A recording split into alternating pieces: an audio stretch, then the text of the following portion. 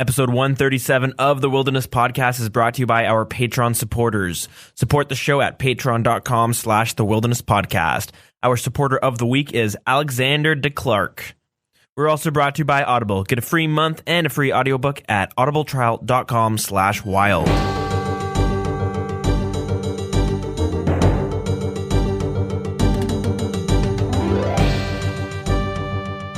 Welcome to episode 137 of the Wilderness Podcast. I'm your host, Dills, and with me, as always, is Deegan. Hey, how's it going? So we have a lot to talk about as we play a little bit of catch-up. For news, they have summer special of some sorts. I mean, they do this every year, so yeah. Some more PvP improvements, a Song of the Elves progression blog, updates to the Wilderness and the Deadman Mode summer finals, and finally, a blog about the player support.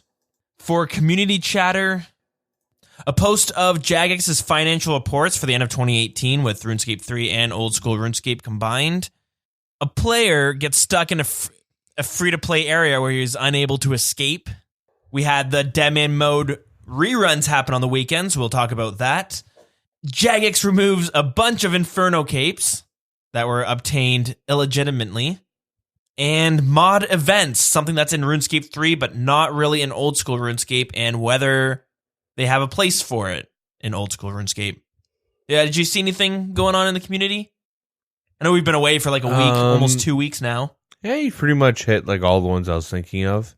Perfect. All right, well then let's just get right into it. So what have you done in the past while?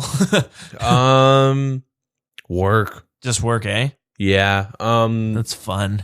I had like the past 11 days, I had one day off, and then we were like doing yard work and stuff. Right. That was fun. So yeah, that's pretty much it. Just like a lot of work. I really don't have much to talk about, really, I guess. Like, I haven't been on RuneScape too much. I'll jump on like mobile and like talk to some of the wild boys, but other than that, like, not really gaming right now. Just kind of doing other things. Cool. That's that's not a bad thing, right? Yeah. What about yourself? Kind of the same. I haven't got too much RuneScape in. I was on for the past couple days just doing fishing on my pure and on my main. I got 90 fishing on my main, but I'm feeling kind of tired of it. I haven't been playing too much RuneScape either. I've been busy with work and stuff because I got this second job now, which, I mean, I'm not working a whole lot there. I'm working for this one radio station where I get to go to like events and stuff, and I'll be honest, I haven't had my first shift yet. It's actually coming up on Saturday, but I don't really know what I'm supposed to be doing. I know there's like social media and whatnot, but I'm going to figure out on Saturday because I'm going to, I don't know what, I have no idea what it is, but they sent saying, hey, we want to know if you can work. It's a Rolling Stones concert. I was like, hell yeah, that sounds awesome. Hell yeah, I'll get paid to go to that. And they're like, okay, perfect. It's from 7 a.m. till 6 p.m. and the Rolling Stones go on stage at like 7 p.m. so you don't really get to watch the show. You can if you want, but you're not going to get paid for it. Mm-hmm. So I'm like, oh, well, what? I'm going to be there all day. What am I doing then? So we'll have to see. I have no idea what it's going to be about, but it sounds fun. I'm pretty excited, and that's why I haven't played too much RuneScape. Is that why I brought that up? Oh, I don't know why I brought that up because I'm on my elite diary grind right now, and I said I'm going for 96 fishing. Told myself I'm going to get all the way to 96 fishing because I want to max eventually. But the little time I do have to play it, sometimes I don't. I want to take a break from fishing, and I know I can stop at any time, but part of me just wants to get to 91 and boost. Mm-hmm. So I might end up doing that. I don't know. We'll have to see. And then the thing is, if I do that, I'm going to be moving on to another AFK skill. Got smithing to do, which it has an AFK alternative training method versus blast smithing. So I've got I got a bunch of gold ore and I got a bunch of addy bars to make darts. So I got them both ready for whatever I want to do. Yep. Yeah, we'll see though. We will see. That being said, on my pure, I end up getting the fishing pet. Nice. Yeah, it was, I don't know how I felt about that actually, because I logged in and the pet was following me and I was like, oh shit, is that my pet? I'm like, when the hell did this happen? I didn't even notice. But also, I would have much preferred it on my main. Yep. Like, it's cool, it's on my pure or whatever, but it's really just going to be a fishing bot. Mm-hmm. Yeah, I was like, oh, that's really lucky, but unlucky at the same time, I guess. Still big rats. Yeah, it was exciting when I got it. I was like, oh shit, look at that. Yeah. So that was pretty cool. Here I am with like multiple 99s, grinding out a bunch of skills. No skilling pets yet. Yeah, I got 2. Sweet. That's where my RNG is pulling in. All your years of Bando's chest plates at 3 kill count and stuff. Mm-hmm. It's finally coming back. Yeah, that's been fun. Yeah, just busy with work and then busy with the other job now. Well, I'm just going to be busy. And yeah, not the most time to play. I'm also, the girlfriend moved in and I'm still having to tidy up this house because I'm terrible at time management. So I'm trying to figure that one out. But I've been itching, that's for sure. I've been itching to sit down and do some PVMing. It's been a while since I've actually done some raids. Yeah, I do want to get back into the swing of things. But till then, we'll continue doing whatever it is. So we have a lot to talk about. I mean, it's been almost 2 weeks, so I'm sure I'm missing some stuff, but you know what? It doesn't matter, right? So let's just get into the news. We got a lot to go over. So I guess we'll start off with like the most boring one. Summer special. 3 for 2 on membership. Yeah. Wow. Do we ever find out if like getting this type of like a membership deal messes up the whole grandfathering prices? See, I don't know because last year we talked about if you were to like pick up this deal where you pay for 2 months but you get 3. Yeah, because some people are still paying like $7, right? Like 5 or something. $5 a month. So yeah, I wonder if those people were to jump into this membership, if once the sale's over, we were both speculating on whether it would kick you back to $11 or kick you back to $5. Yeah. So that's good. I wanted to try it on my main, but the problem is like I have it on a 1 month recurring cycle. Well, for the most part, just because there would be random months, I'm like, I'm not going to play it this month because I'm busy, and I would just cancel it. Yeah. And I like to have the freedom of that. So obviously I'm at the $11 and I actually did the year membership. I was like, screw it. Yeah. I don't see myself quitting in the next year. I might as well pick it up now and not worry about it.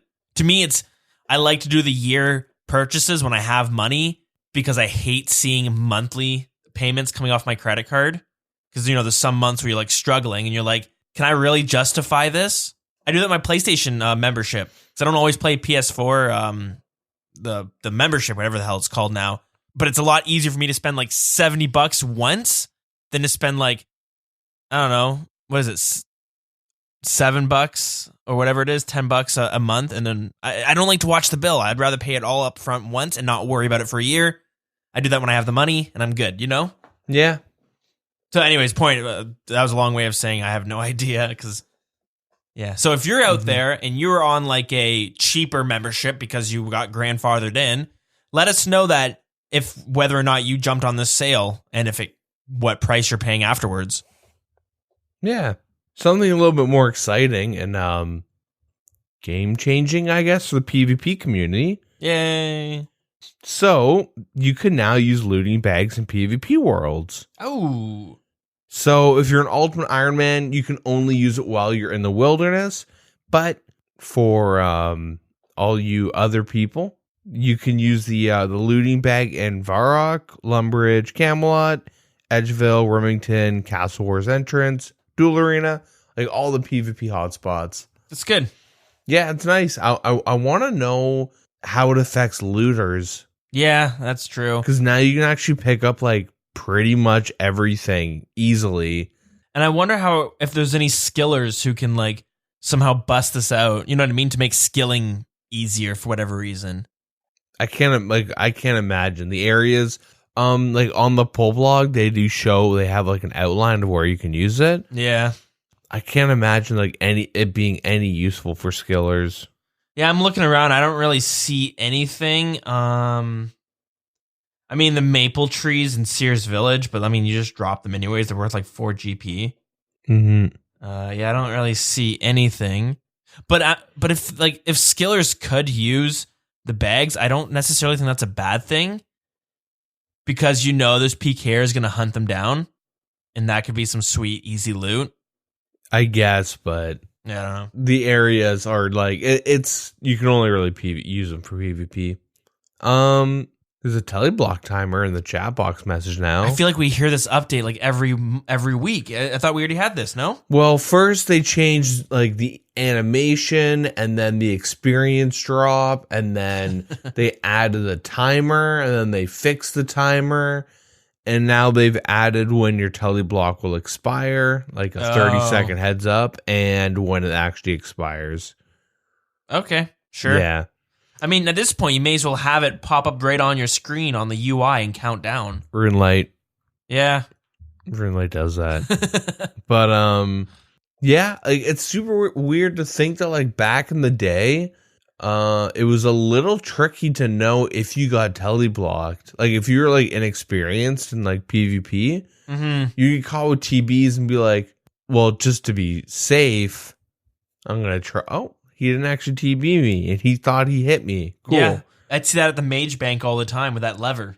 Because the Mage Bank was a hot zone for PKing for us, well, teams and solo PKers, because it's a solo area. But all like level 100s and higher. And, God, if there was one PvP zone I wish to bring back into the game, that would be it. I had so many good memories of at the Mage Bank. I mean, there's still fights in Mage Bank. It's all clan based now, though. Yeah, but I like the times where like you could go, you and a buddy could PK there, and you could, even if a clan of 5 showed up, you could still kind of manage because everyone sucked. Yeah, and everyone sucked, and it was solo, and there was like they sucked so bad that you could use the webs to like run away. You know what I mean? There's ways to manipulate it, sort of getting people stuck behind shit. Running towards the bats to get aggro off. Yeah, I mean that stuff's still real. It's just people are better, so they added like F keys and like 13 years of experience. So it's like true. And weapons that could hit you for like 70s and higher. I'm not saying it's a bad thing. I'm just saying the field has changed. Mm-hmm. So this one's pretty big. You can now trade tier 10 emblems. Damn. Yeah. And I saw that it made emblems go up in price. Mm-hmm. So to combat with the emblem farming problem, the bounty hunter world is now limited to players with 300 plus total level and 25 plus hours of game time. Good. Because bounty hunter bot farms were a pretty big issue. Yeah. They're probably still an issue, but definitely not as bad as it used to be. Yeah, exactly. And then the HP orb changes. So the HP orb will now have a colored background, which changes color if you're poisoned, envenomed, diseased, or a combination of the two. And if you play on RuneLight, this was not even a change for you, because, again, thought this was just how the game was. Now, it's actually ridiculous if you ever jump on the main client, how, like, naked you feel. Yeah. Like, if you use, like, the default client. And, you know, like, the main client, like, the default one, still has issues crashing. Oh, really? Yeah, it's still not, like, stable. I've never used it. And then some World 45 Deadman Mode new player changes. So these following changes were suggestions from the World 45 community. And it's just to encourage like new players to try out the permanent like Deadman Mode servers. I forget that thing exists. Yep. So if you're new, you get a 12-hour protection. Cool. Quest unlocks. So Dragon Slayer, Animal Magnetism, Monkey Madness. Okay. And the 32 quest point requirement to do Dragon Slayer. So you'll get like Romeo and Juliet, Goblin Diplomacy, and Prince Ali Rescue. Yep. Well, here's my problem with that, though, is like I have 2 accounts on there because when it first came out, I was all excited to try it. I want to play it as an Iron Man, but this is, and there's a lot of very friendly people on there because they realize most people quit, so they want you to stay. So they're really friendly. They'll help you out. Like I made some friends that were like, yo, if you get attacked, send me a message. I'll come save you. I got a few other buddies who play this. We'll make sure you don't die. The only problem is as every person who's like that, there's the other person who's like, oh, there's a guy in iron, kill. Yeah. And for no reason, right? So I have the 2 accounts that I played.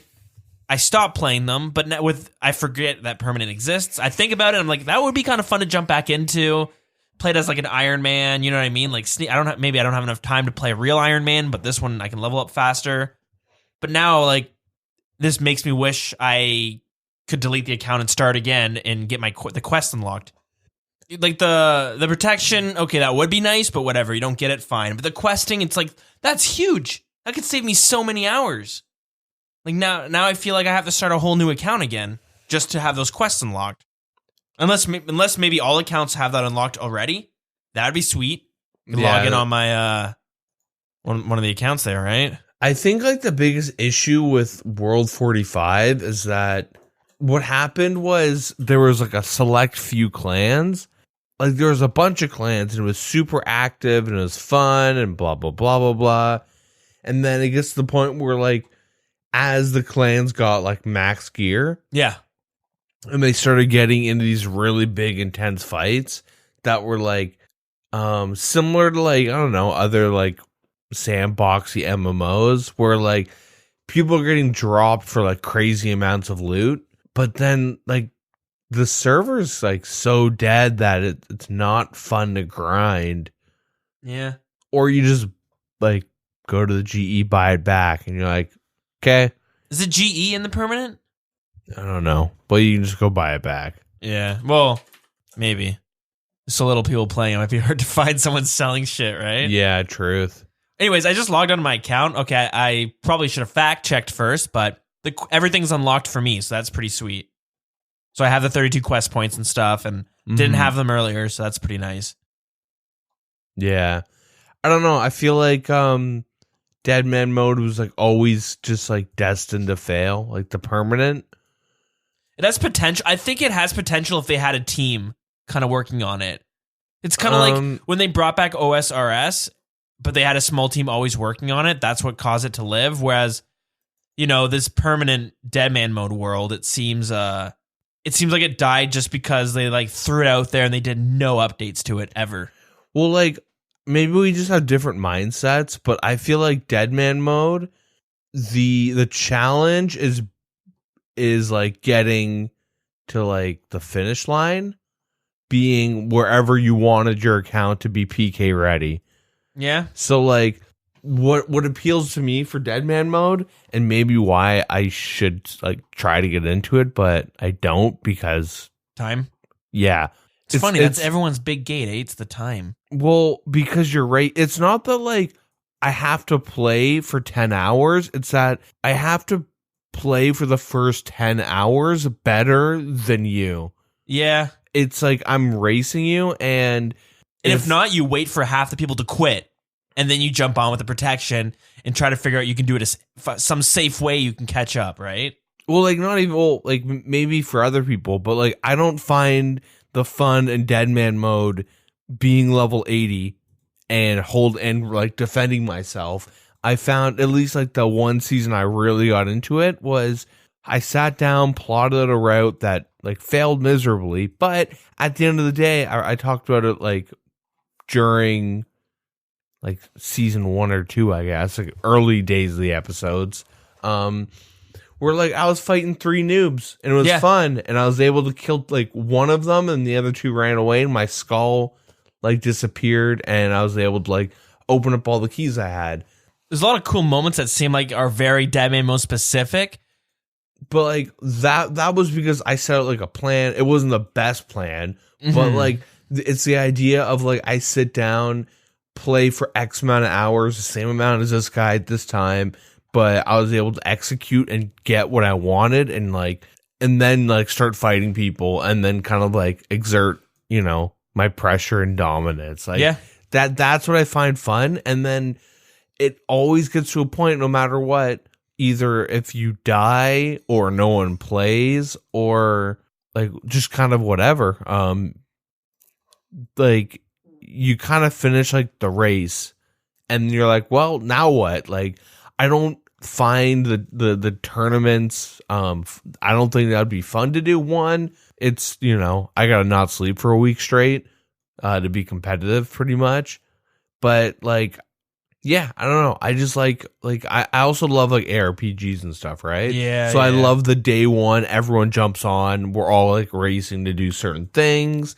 It like get your goals, get your like your routes, and then like improve upon them. And with World 45, you do that once. Yeah. And no one's there to really, like, the average person doesn't really get slowed down. They're able to sit down and just play and maybe, get one shot by like a max level, and you're like, oh, that sucks. Yeah, I don't know how the climate is there, but I'll be real. I kind of want to try it out because I kind of just forgot it existed. I logged on real quick just to see if the Grand Exchange was put in because we talk about these things, but there's so many updates in RuneScape, you forget which ones actually get added in, right? They all start blending in together. Anyways, the Grand Exchange is there, and there was like 20 people hanging out there, and I was like, oh, wow, there's more people than I thought there would be. Yeah, probably just like merchants. Possibly, but, and I saw some low levels playing. I'm sure they won't last long, but... Yeah. Yeah, I don't know. Yeah, I don't know. It just doesn't... I don't think that's what makes World 45 sustainable. But speaking of attempts to make it sustainable... They did another change, which was to lower the drop rate or increase the drop rate of defenders. Right, yep. So it's been halved or doubled. Yeah, so it used to be 1 in 50, now it's 1 in 25. The Dragon Defender was 1 in 100, now it's 1 in 50. Good. And another little summer special, bonds. Right. All that good stuff. Woo woo.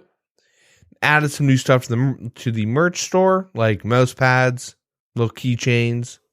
Nice. Yeah, they have a desktop pad now. Desktop pad. Is that what it's called? A mat. And it's, if you remember a while ago, it's like it's the world map of RuneScape, but done in like a very fantasy way. It doesn't look like it's not the same map as the video game world map. It's like the Lord of the Rings version of it. Mm-hmm. Looks very cool. They had a little oopsie with the beginner clues. Scorpions and barbarians were able to drop them in members only. That's bad? Well, now it's free to play. Oh, yeah. Because it was supposed to be, but... Gotcha. Little oopsie. There were players that had stacks of 0 items in their bank called Useless Key. Sick. Those got removed. I would have loved to have that item. What a fun item that would be. Yeah. But we got a little progress blog on Song of the Elves, so... Cool. Yeah, so the development team decided to talk about, their progress so far with Song of the Elves. They're just, hyping up the content. They always do this. Yeah, it's kind of let us know, like, hey, we are working on it. We're not just, like, trying to figure out what to do with warding. You know what I mean? Yep. So mods Ed and Lenny are the content developers behind Song of the Elves. So if this fails, we know who to blame and who's going to leave Jagex. Perfect. Yeah, perfect. I'm always looking for someone to blame. You know me. So the whole community's doing that. Yeah. So mod Ed has 3 roles. He's the lead designer behind the quest, as well as some of the city, like the content within Priptonez. He's also the main content developer working on the quest, while mod Lenny works on the city. I'm assuming the architecture, like the actual layout, all that good stuff. Lastly, he's the team leader of the team working on the Song of the Elves. The team consists of 2 content developers, 4 artists, 2 audio designers, 1 QA analyst, and and then there's contributions being made from other members as a whole. So the overall structure of the quest is in place, and most of the combat and dialogue is complete. They just have to do puzzles and cutscenes, and Mod Ed is working on the main puzzle for the quest. Yay? Should I be scared? Well, oh, it's got a little Morning's End Part 2 vibe from the picture they show. I see lights. Oh, yeah. I see lights going in 4 directions. Oh, God. Remember how I talked about when I did Morning's End 2? And I was like, how did the first person ever complete this? Yeah. God, we get to do it day 1, don't we? Yep. So they say previous quests in the series are known for their challenging puzzles, and this quest will be no exception. Oh, man. Without giving away any spoilers, this is one of the most challenging puzzles we've ever created in Oldschool. I really don't know how I feel about that. I really like the way they did Dragon Slayer 2, where it was challenging, but pretty damn straightforward. I didn't get hung up on small parts because, like, let's be real, Old School RuneScape's clunky as hell, and sometimes you just don't think to maybe use one item on another, you know what I mean? Just because, like, I don't know, that's just how the game is. Or sometimes it seems like, well, I'm pretty sure it's telling me to do this. And it's like, well, no, the game engine can't actually handle that, so we had to make it do this instead. You know what I mean? Yeah. Dragon Slayer 2 is straightforward. I love that. Yeah, I think Dragon Slayer 2 is more like a thematic like story that's just supposed to be like really interesting, and like even with the whole like we always end up talking about it, but like how like the music plays when you first like enter like the final stage of the quest. Yeah. And even when you're doing the puzzles, it's very like it's like very much an adventure. I feel like this is like, well, like with the Morning's End part 1 and 2, like it's an investigation. Yeah. Like you're trying to figure out like the whole Regicide quest line. You're like, you're trying to figure out what's going on, and there's like twists and turns, and you're getting got and get. Like, I don't know. I think it's kind of cool that they're like looking at different aspects of questing. Like if they just make them all cool, funny, interesting, memey like type stories, like everyone holds spacebar anyways. So if they make it challenging, I'm okay with it. But as long as it's fun. I want it to be challenging the way Dragon Slayer 2 is challenging, but not challenging where sections of Monkey Madness 2 was. Like the dock section, that was challenging, but it wasn't a fun challenge. Well, it wasn't challenging. It was clunky. It was clunky, which made it a challenge. Well, yeah, but like you just click and you corner trick and like you just like walk around and play Splinter Cell. But due to like the tick system and just the shitty weird path thing, and even how NPCs turned on corners, and like they'd spot you at weird angles. Yeah, because sometimes when they're moving, they're not actually where they look like they are, right? Yeah, so it's not that Monkey Madness was challenging. It's just that like that one part was just annoying. And there's some people that had no issues. I had issues because like I'm just impatient, but I had issues too, and then it was getting late at night, and I was like, it's like 2 a.m. I'm like, Christ, I just want to finish this one part. I don't want to quit halfway through. Mm-hmm. I found with Dragon Slayer, I mean, I used a quest guide for like some of it, but a lot of it was intuitive. Like when you're in like the tomb and you're reading, and it's like there's a puzzle with like this person, so this person's left, blah, blah, blah. Like that, you're like, all right. You write it down, and boom, it's like process of elimination. Yeah. Same with that map. You build that puzzle map at the beginning. Yeah. I struggled at first until I realized what I was doing. Oh, I just pull up the map. You know what I mean? Yeah. Took me a while to actually get that, but once I did, I was like, oh. Yeah. So I'm kind of hoping that, because I really want to do this without a quest guide, especially if it's challenging. And I want to like try to not reference the wiki. I want to see like, I want to like test my game knowledge kind of using the playing through this this new quest. And but I don't want it to be ridiculously hard because it's so like much guessing. Like, Morning's End, the hard part wasn't necessarily the crystals. It was like managing your food, energy, the goddamn obstacle course. Like what really made Morning's End Part 2 shitty was everything else but the whole light at least for me, the light sequencing wasn't too bad because it's like, well, I used a guide, so I don't even know. I just remember being like, well, I haven't been following this at all, and it seems confusing as hell. Yeah, well, like, if you're more, like, aware of each step that you're doing. If I can get a notepad and kind of draw out what I'm doing and it all makes sense, perfect. But if it gets to a point where it's like, oh my God, there's like 6 different levels, like, I can't draw this all out because this is too much going on. Well, like, I think the one thing people, like, hate about Morning's End Part 2 is that they listen to like they're just like listening to Slayer music, and he's like, okay, go here, go here, go here, but you're not really paying attention to what you're doing. Yeah. And then he like will mix up east and west at one time, and then it fucks everything up because you're just kind of blindly following along. You're not like looking at the actual video. Yeah, so like I can't really even touch on that because I used his guide as well, but I do know I did one of the Halloween events. And I was like, I'm not going to use any guides because it's going to be fun. And there was one section that I just couldn't figure out. The spear thingy? where you emote and have to like bait? Are you talking about that thing? No. Or are you talking about Mistland Mystery? No, this is the one where it's like you had to go underwater. Yeah, that's the one where you do an emote and then you have to like move out of the way. Yeah, okay, so there's like some window you have to inspect or something. I can't remember what it was, or a crack in the wall. But the thing is, you have to right click it. And I was using just the left click to like mouse over everything to try to find it. But since it wasn't a left click option, it never popped up. And there's so many things in that room that I'm like, do I seriously need to right click every single object just to see which one has the extra option? I mean, you can always, what I would always do is look at the top left of your screen and then look for like, because you can sometimes see they don't option. have that.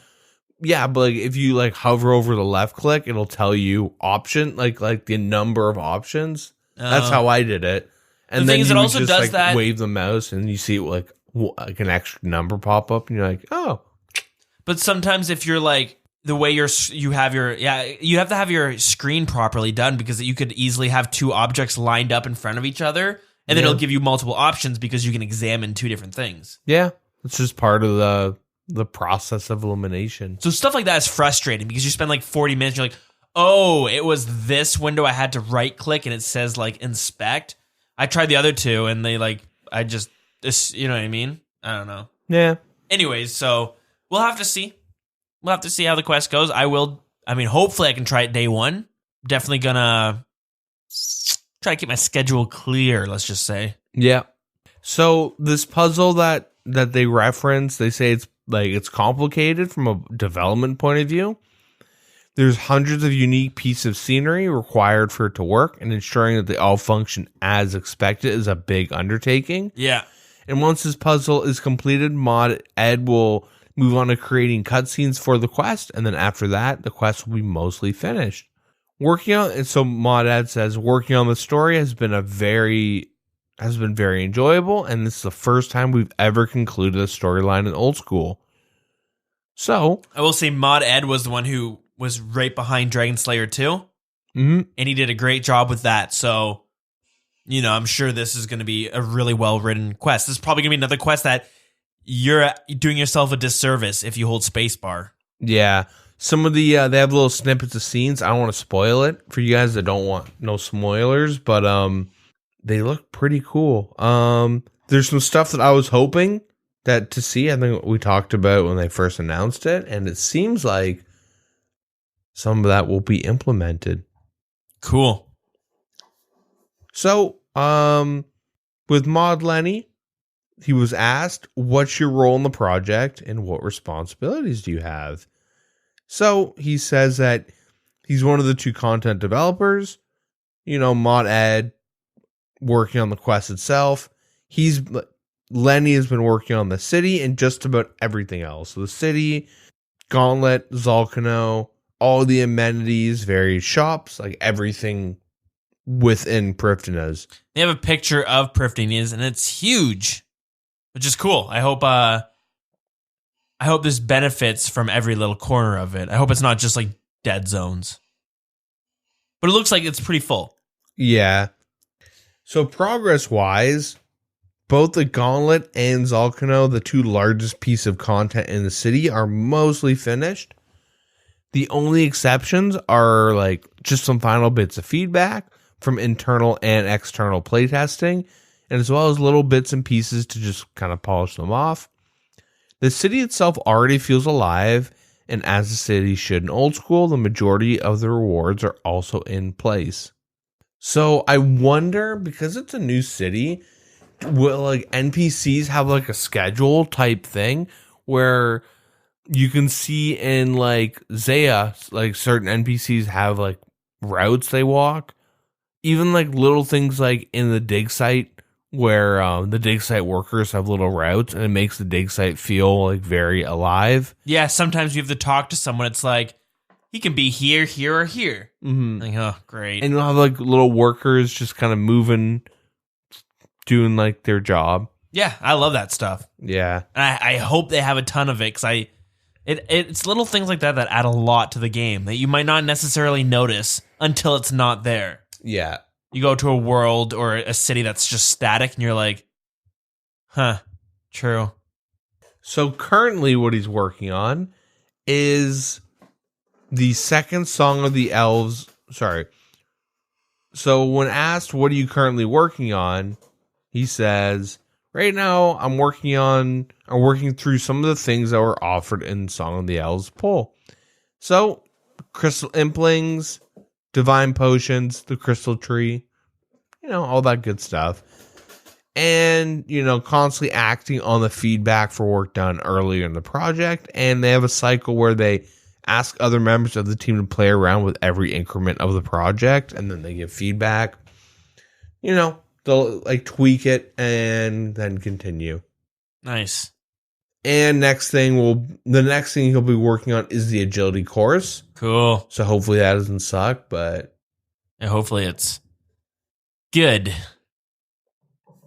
And then asked what the biggest challenges were.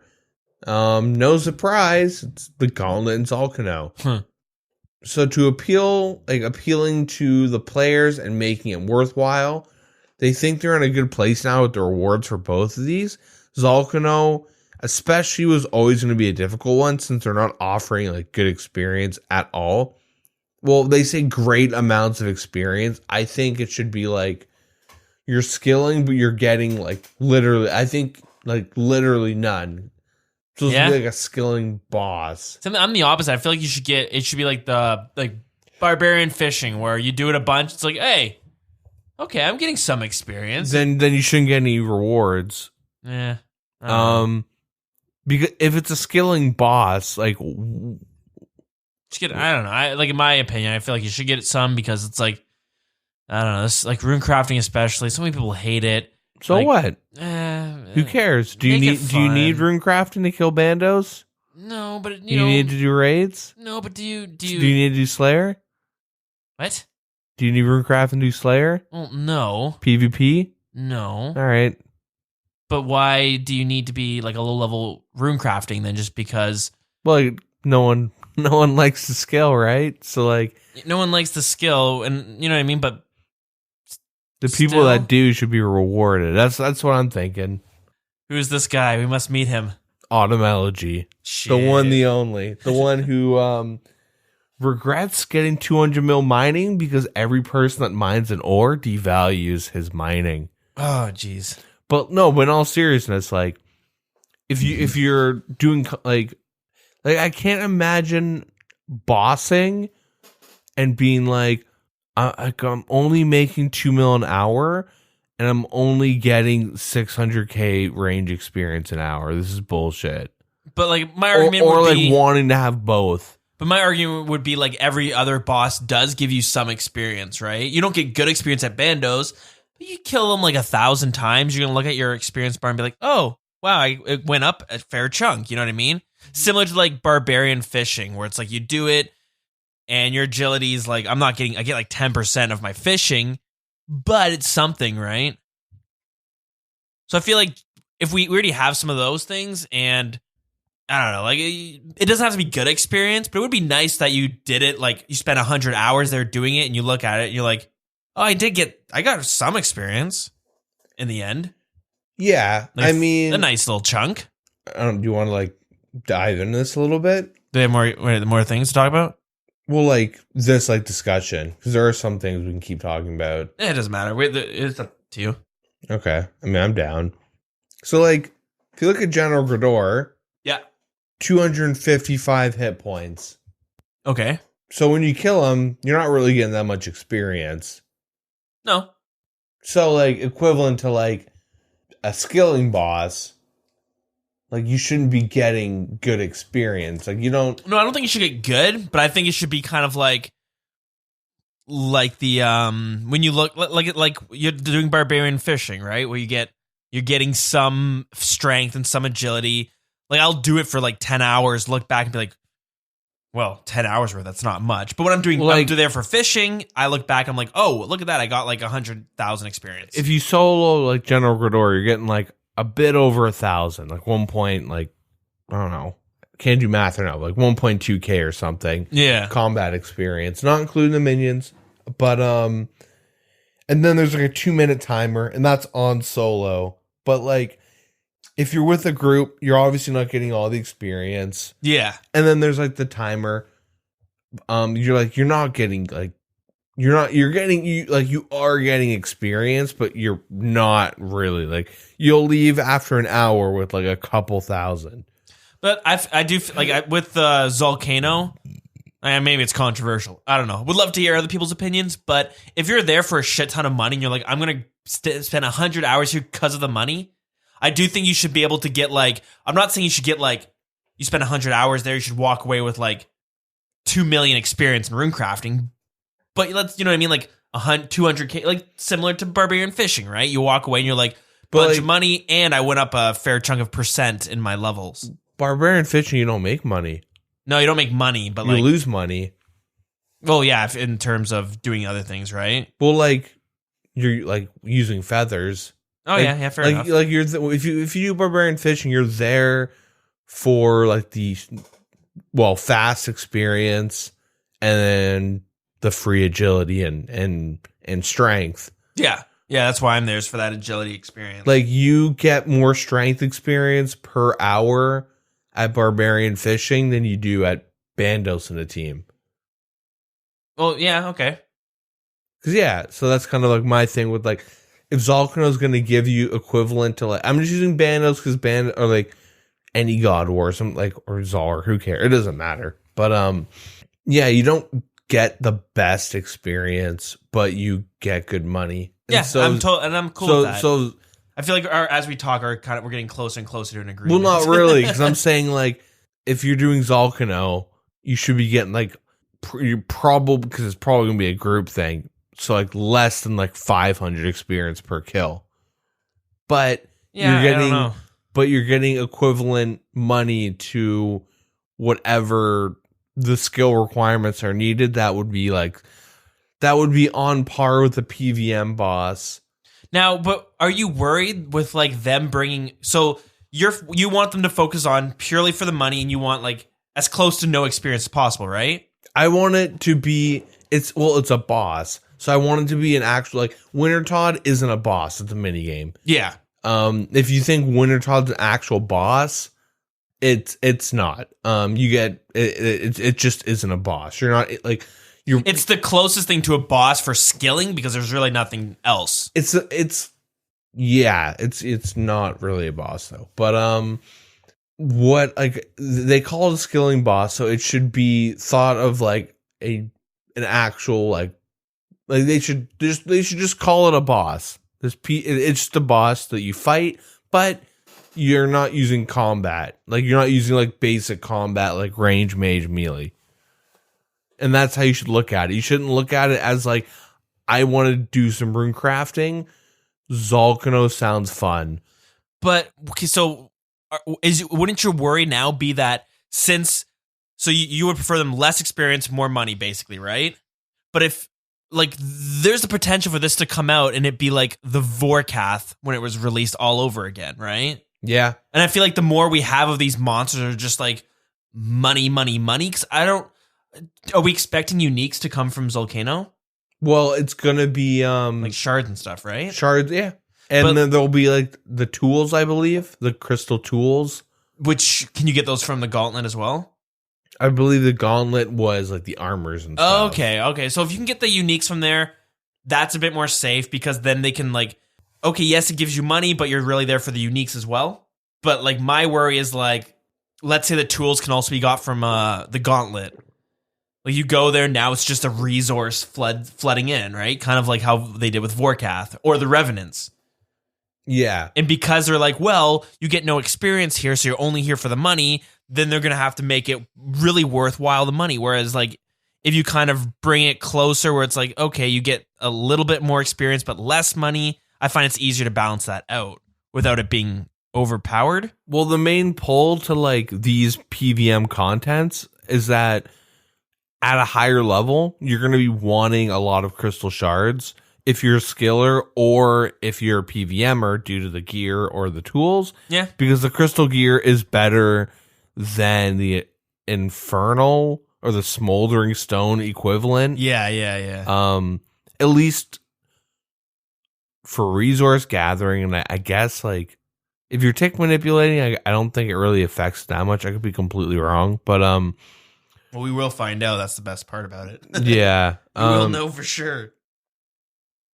So there'll like always be like regardless, there's like always going to be an inherent pull to come back to Prifddinas, especially if you're an Iron Man. But I think I'm just assuming that these crystal gear won't be as widely used as maybe they're expecting and you're expecting. Like I kind of assume that it's going to be like kind of like the arc light, where it's like it has its uses, but for the most part, it sits in my bank, and I only bust it out every now and then.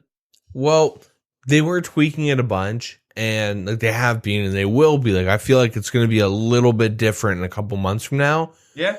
Especially how they mentioned that they like look back at previous content and then QA testing, all that stuff, and like how they've been reaching out in general to like high level PVMers and clan people, because they don't want, the last thing they want is the crystal gear to be overpowering, or like not overpowered, but like like if the crystal gear became like void, where like it's, you know, if you're learning raids, you bust out void, you're learning Tob, I guess both raids, you're busting out void, you're doing Vorkath, you're busting out void, you're learning Zulrah.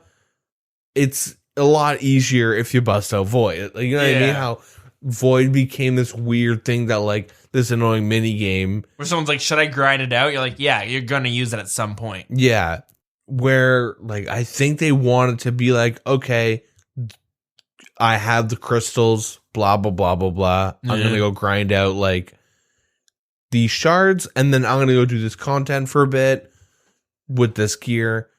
They want to like have reasons for people to always come back to the area, and so these bosses or like this content should always be active with the shards and all that. It replaces the need for it to be like 3 mil an hour. Yeah, that's true. And if people are like complaining, in my opinion at least, it's like, oh, I want like more resources.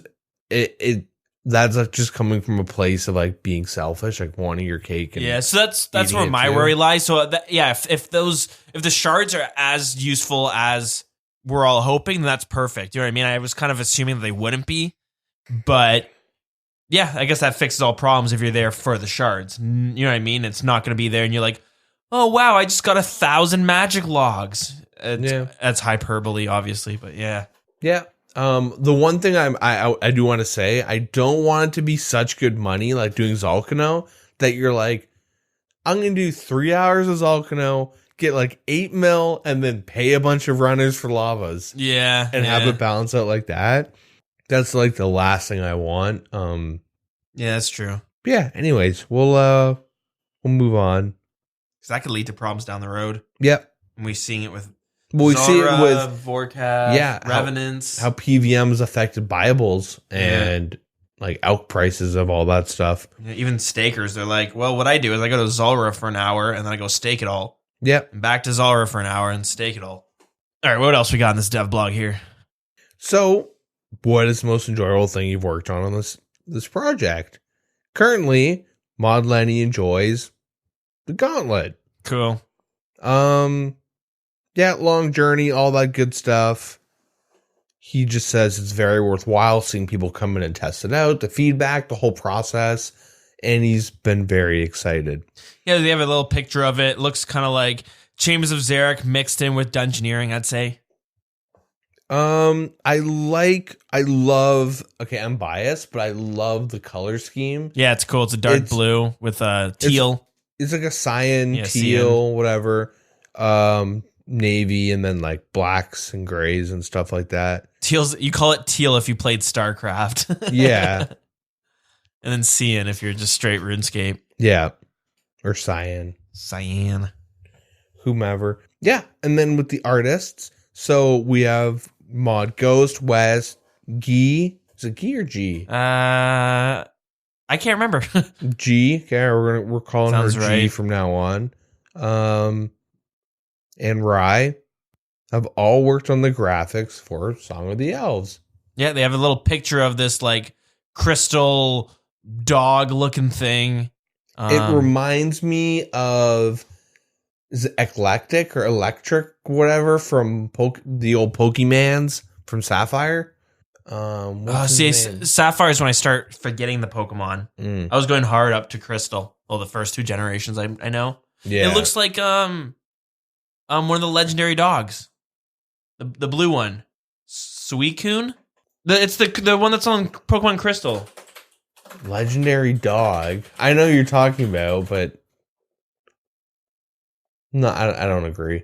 It's I know you think. Look up like eclectic or something. Pokemon. I gotta figure out what's this Pokemon's name. It's Suicune. Suicune. Is it Suicune? Yeah. Okay, Pokemon eclectic or eclectric or some shit. Look up like Pokemon Sapphire. See, I even know where you can catch it. Yeah, right near the Latias? No. It's not legendary. It's not. I know who Latias is. Couldn't find it, but the one you found was... Oh, wait. There it is. This? Manectric? Yeah. There it is. I knew it. I feel like a big old boomer. Doesn't really look like it. Wait, let me compare. This is when great. When he's in like fighting stance. This is great audio content. God, I want to play Pokemon again. Anyways, what else we got? What has Mod GL been working on? What else? Well, it's like Mod Ghost was like modeling and doing all that stuff, the environment, all that good stuff. He's always kind of doing like the main aesthetics. Yeah, he's like the guy in charge. Yeah.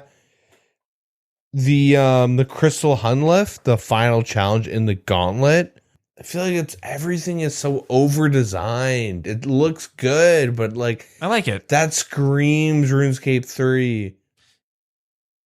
Yeah, I mean, but it does. Like even like, why does he have like a neon?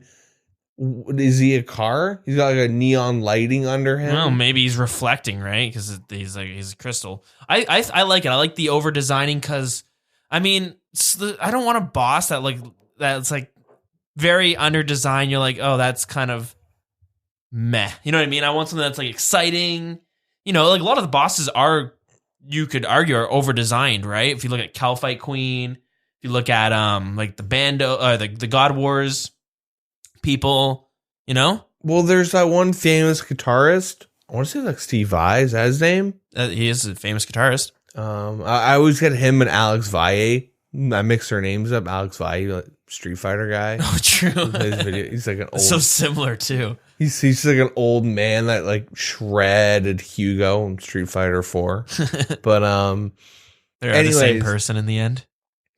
He had this like theory that like a good guitarist could sit down and play one note. Like he would sit down and play one note for like 30 minutes, and he would just sit down and do it. Not like a theory, but like, and what you would do, like you sit down and you're playing one note, and after like 5 or 10 minutes you get bored, and that's how you start getting creative, and then like that's how you like build upon being like a good guitarist that can flow, that can like kind of like learn how to like, I guess, improv, like not really solo, but like that's how you like really like tap into like that creativity by taking the most boring, minuscule, plain thing and then like forcing yourself to like make it look interesting. And I feel like they're not trying that approach. Like, but I feel like they are. It's just that they did the one note years ago, so now this is them expanding and being more creative with it. You know what I mean? Because if we got something that like kind of looked like a different version of like an Ice Warrior, like people they might be like, that's kind of boring, right? Well, yeah, it's not like you can be creative and still be plain. Like think of another song on YouTube though, Brushy One String, Chicken in the Corn. No idea. It's a sick song, but the dude's like playing guitar with one string, and he's doing like 3 notes. I mean, he's doing like some scatting and stuff and good singing. And his boys are backing him up. Is he scatting? But like you don't need to like kind of show off these like crazy artistic tools and all these like cool like little. But if you have the ability, what's wrong with that? You know what I mean? Like that's the issue is that like it's starting to not really fit the theme. Like imagine you had like a log cabin and then like you're like, oh, I want to add a second floor, so you hire this like this architect, and then it's just like the second floor is this crazy structure with like all these like it's an open room concept with windows in it. And so like the first like floor, the ground floor is like nice like Abraham Lincoln log, and then the second floor is like, or I guess first, depending on how you want to look at it, but is like they both look good, but they don't match. Like it's like different eras, and then it kind of conflicts. Where like I like that can be good when it comes to like pieces of armor that like flow through the game, where you see a guy running around Din's Bulwark, and you're like with a Din's Bulwark, and you're like, whoa, that's really cool. See, I would say and that's then you're fairly like, simple. You know what I mean? Really? You think a Din's Bulwark compared to like all the other gear in the game? Well, it depends what you're comparing it to, but like Tazar, like the Tazar shield and shit, that stuff would be closer to design. You know what I mean? That thing came out, what, 2004? Well, so 2005? what I'm saying is if you see someone running around with like a rune, okay, how about this? You're running around like in full rune, Yeah. and you're like, okay, that dude looks pretty cool. And you're like some noob in like bronze with chain. Like you're like a noob, right? Mm-hmm.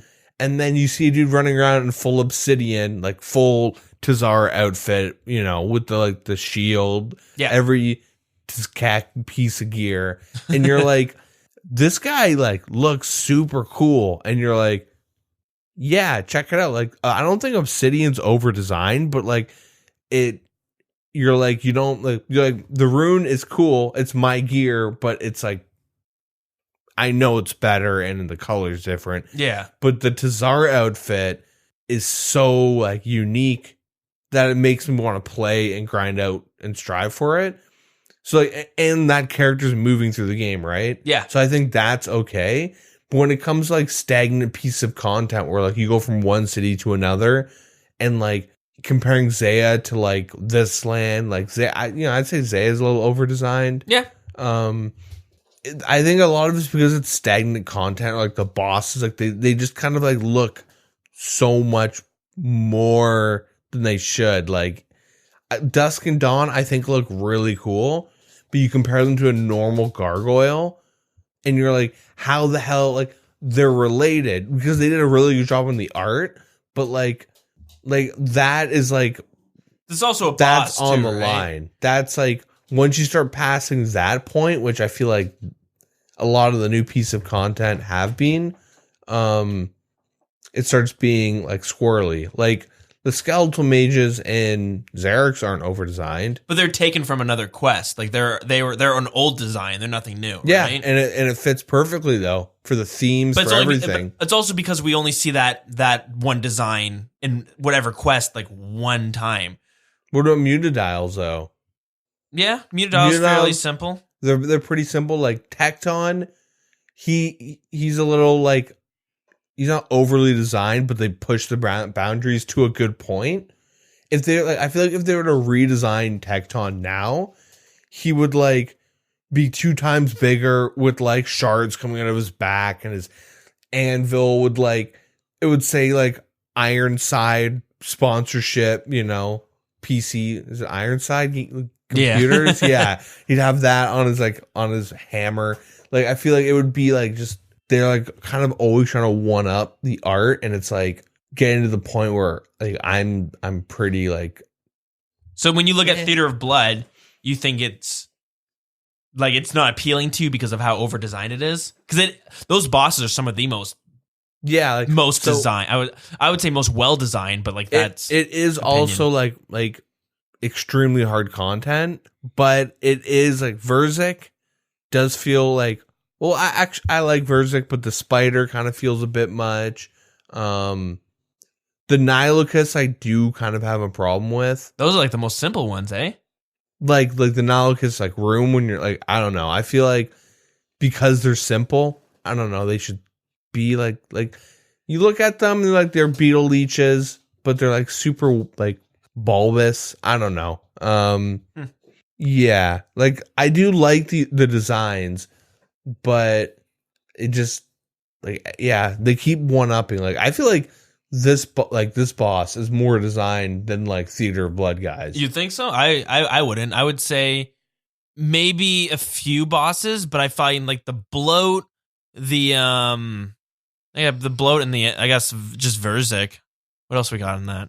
Like Soda Sag is in that. Like, well, Soda Sag looks cool, but this dude's definitely got way more design than Soda Sag. I might disagree because I think Soda Sag is, if you compare the two, you know what I mean? We're also looking at like a close up where it's like a GIF on repeat. In game, it might be a lot less dramatic, I guess. You might look at it and be like, oh, it's much more simple. Well, we'll have to see. I think if it fits if all of it fits, and then like I have no problem with it. Like Theater of Blood, it's all like the same design. Everything about it has like the same theme, and it works. And I find the same thing with this. It's supposed to be crystals and stuff, so if you can make it all kind of fit, then I'm not going to even question it. Yeah, I want it to look cool. I'm just I guess it makes me wonder about the aesthetics that will segue up to this final boss. Yeah, true. But yeah, it's just my opinion. We can move on though. Yep. So, what is your focus? So, sorry, Ma G took some time to talk about the graphics, so she'll give her opinion. But what has been your main focus as an artist on the Song of the Elves?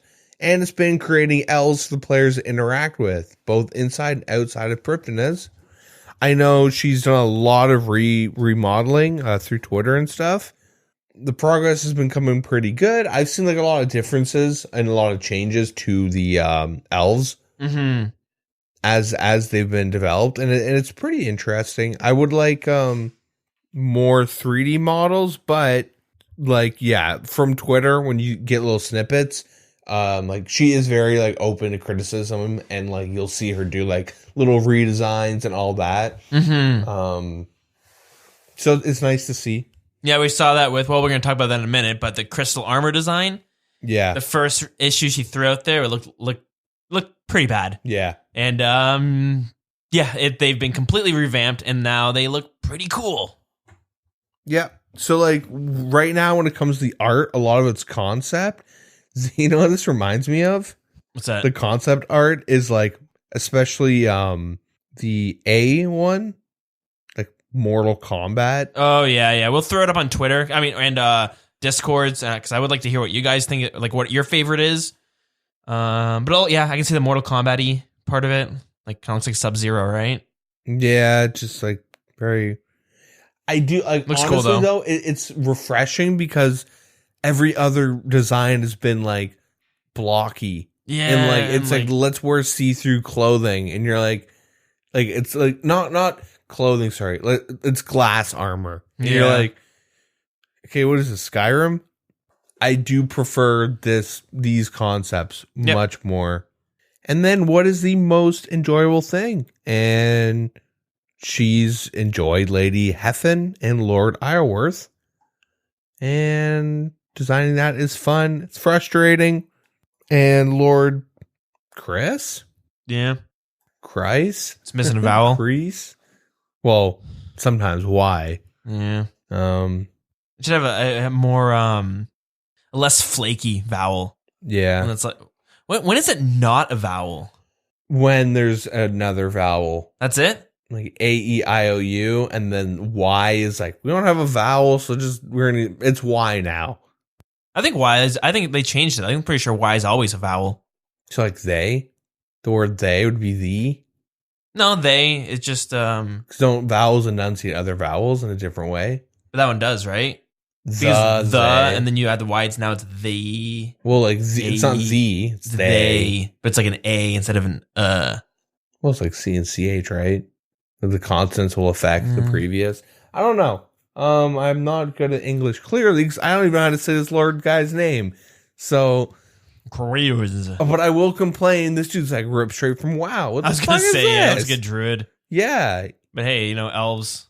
She's been playing BFA. That's disgusting. The game sucks.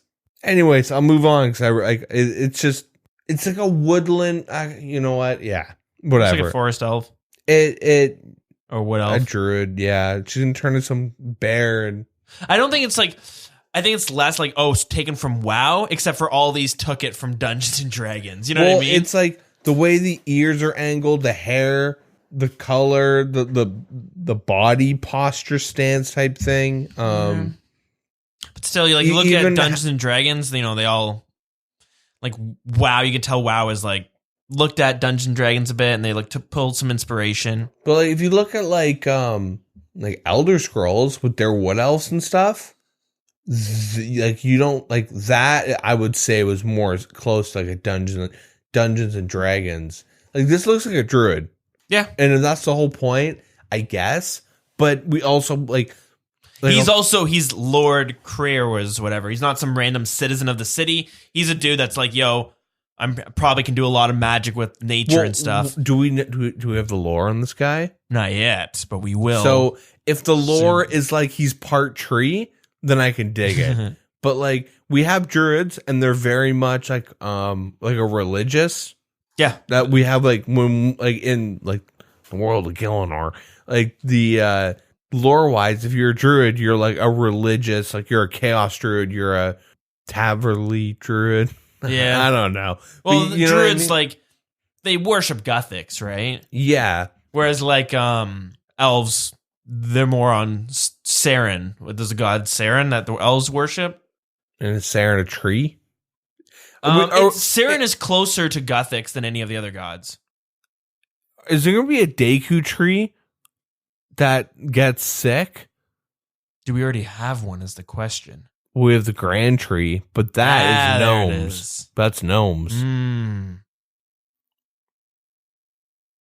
Maybe so it started with the elves. So, but like, because I know like Tyranwin, yeah, is that how you say it? Is like woodslandy. Yeah. But like, if I'm like a druid elf in like the woods, I don't know. I just don't like the idea with the woods. I think we're getting hung up on all the wrong things. Well, like, I just don't like the aesthetics of it. You know what? Fair enough. To each their own, right? Yeah, maybe they drank a lot of sap and now they're sprouting roots. Speaking of roots, let's go back to our roots and continue with the news. Perfect. So, what challenges have you faced?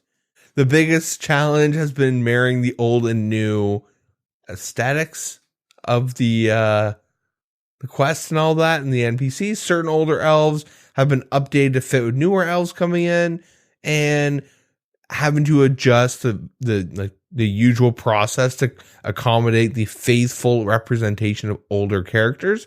One of the strongest ways to link old and new character art together is with the old school animations, making sure that everything's designed, retro movements, all that good stuff. Sweet. And there's a picture of Lord Iorwerth, very WoW-like still. Really? He looks like a Disney villain to me. He reminds me of that one dude, the guy who makes you collect like 1 million things in WoD. Who cares? No one here plays WoW. I'm out of the loop. You're alone on this one. What's the mage's guy? He's a big character. Anyways, whatever. Who cares? I think she plays WoW, and I'm gonna bring that up. Could be because there's a lot of representation. No, to me, I see. Looks like the villain from Mulan. I forget what his name is. True. That's what I see. The mustache and stuff kind of reminds me of it. Yeah.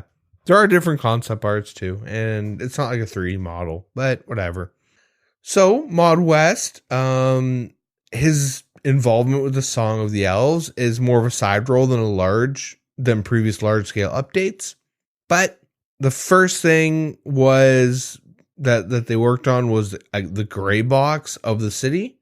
So they had a city like layout, or they had planned a layout of the city, which was designed, for RuneFest. And he did like a temporary wall kit, but he pretty much just describes how he's like restructured the landscaping around Priptonez and how he's moved it around. All that good stuff. And the concept houses, lighthouses, small villages, all that good stuff. Yeah, it's like the small details that make RuneScape pretty cool, where you can like walk off randomly to some spot and there's like, oh, there's buildings here? What are they for? Nothing, but they're there for the aesthetic. Zolkano, created by Mod Ghost. Reminds me of Kerrigan. I'm going to just reference these to other video games. The Queen of Blades. But I think we talked about this before. We don't really have to go into it super deep, but it's like very demonic. Oh, maybe this is why the Chinese mining company's trying to get rid of this game, because they're like, guys, stop adding like demons and shit to the game. So many skeletons. We can't bring this to China. And then they're like, make like a monkey boss. Yeah, that'd be kind of cool. You'd say funny things like quit monkeying around. Nice. You're making me go nuts, and he's throwing peanuts at you or something. Monkeys eat nuts? They do. Monkey nuts. Yeah, no, that's what I was thinking. Currency. Yeah. Anyways, you can do a login screen design competition as always. Oh, yeah. Moparscape memes will be flooding the subreddit. Oh, yeah. Send your submission to the Wilderness Podcast. Always going to use that joke, but actually oldschoolcommunity@jagex.com. Send it to us. We send it to them. We split the money. Yep. And I guess you kind of just lose in the end. Well, you win, but not as much. Yeah. You win less. First place, you get... Oh, sorry. There's a deadline Sunday, the 7th, July, 2019. You got 2 weeks. Yeah. Well, a week and a half. Probably about a week by the time this is out. Song of the Elves, login screen should be the subject. Have your image, have your RSN in the body, all that good stuff. First place, year membership, £200. First place? Second place, 6 months, £100. If you're Canadian, that's like $200. Yep. Third place, 3 months, £50 for Amazon. Hey, you know what? They set the bar low for the rewards. They might actually deliver them this time. I mean, they can do it all digitally. That's simple, right? Yeah, with one email. Shit. With one automated email. And accounts are getting hacked by the second. Yeah, and they're all use codes. Yeah. And then the Elven questline, the Story So Far video competition. Something we got for Dragon Slayer 2. Yep, no longer than 6 minutes. And Zaya. Yep, all that good stuff. Make a video of the lore of what happened, and as you've seen from some of the winners in the past, I think Jimmy won the Zaya one. It doesn't have to be super in-depth in the lore. You can really just make it comedy-based and hit points, right? Yep. So you don't have to, you can just come up with a unique idea, and there's a good chance you could win. Yep. Because some people might be like, well, I don't know the lore, I don't feel like doing the research. Well, just know the key points. Yep. And then think of a cool angle. And then be good at video production. Yep. Same rewards, all that good stuff. Hey, if someone's good at video production, we should all collaborate. And then we can split like the $200 voucher between like everyone. $1 each. You get one separate Amazon account, but then you look at the history and like who the hell bought like 4 liters of Astroglide? Is that lube? Yeah. Nice. And a bucket. Nice. Adult diapers and Astroglide. That's where all the money's going to. Oh, boy. Oh, there's another competition. Yep. Fastest completion of the gauntlet. Bam. Cool. So that's going to... what is it?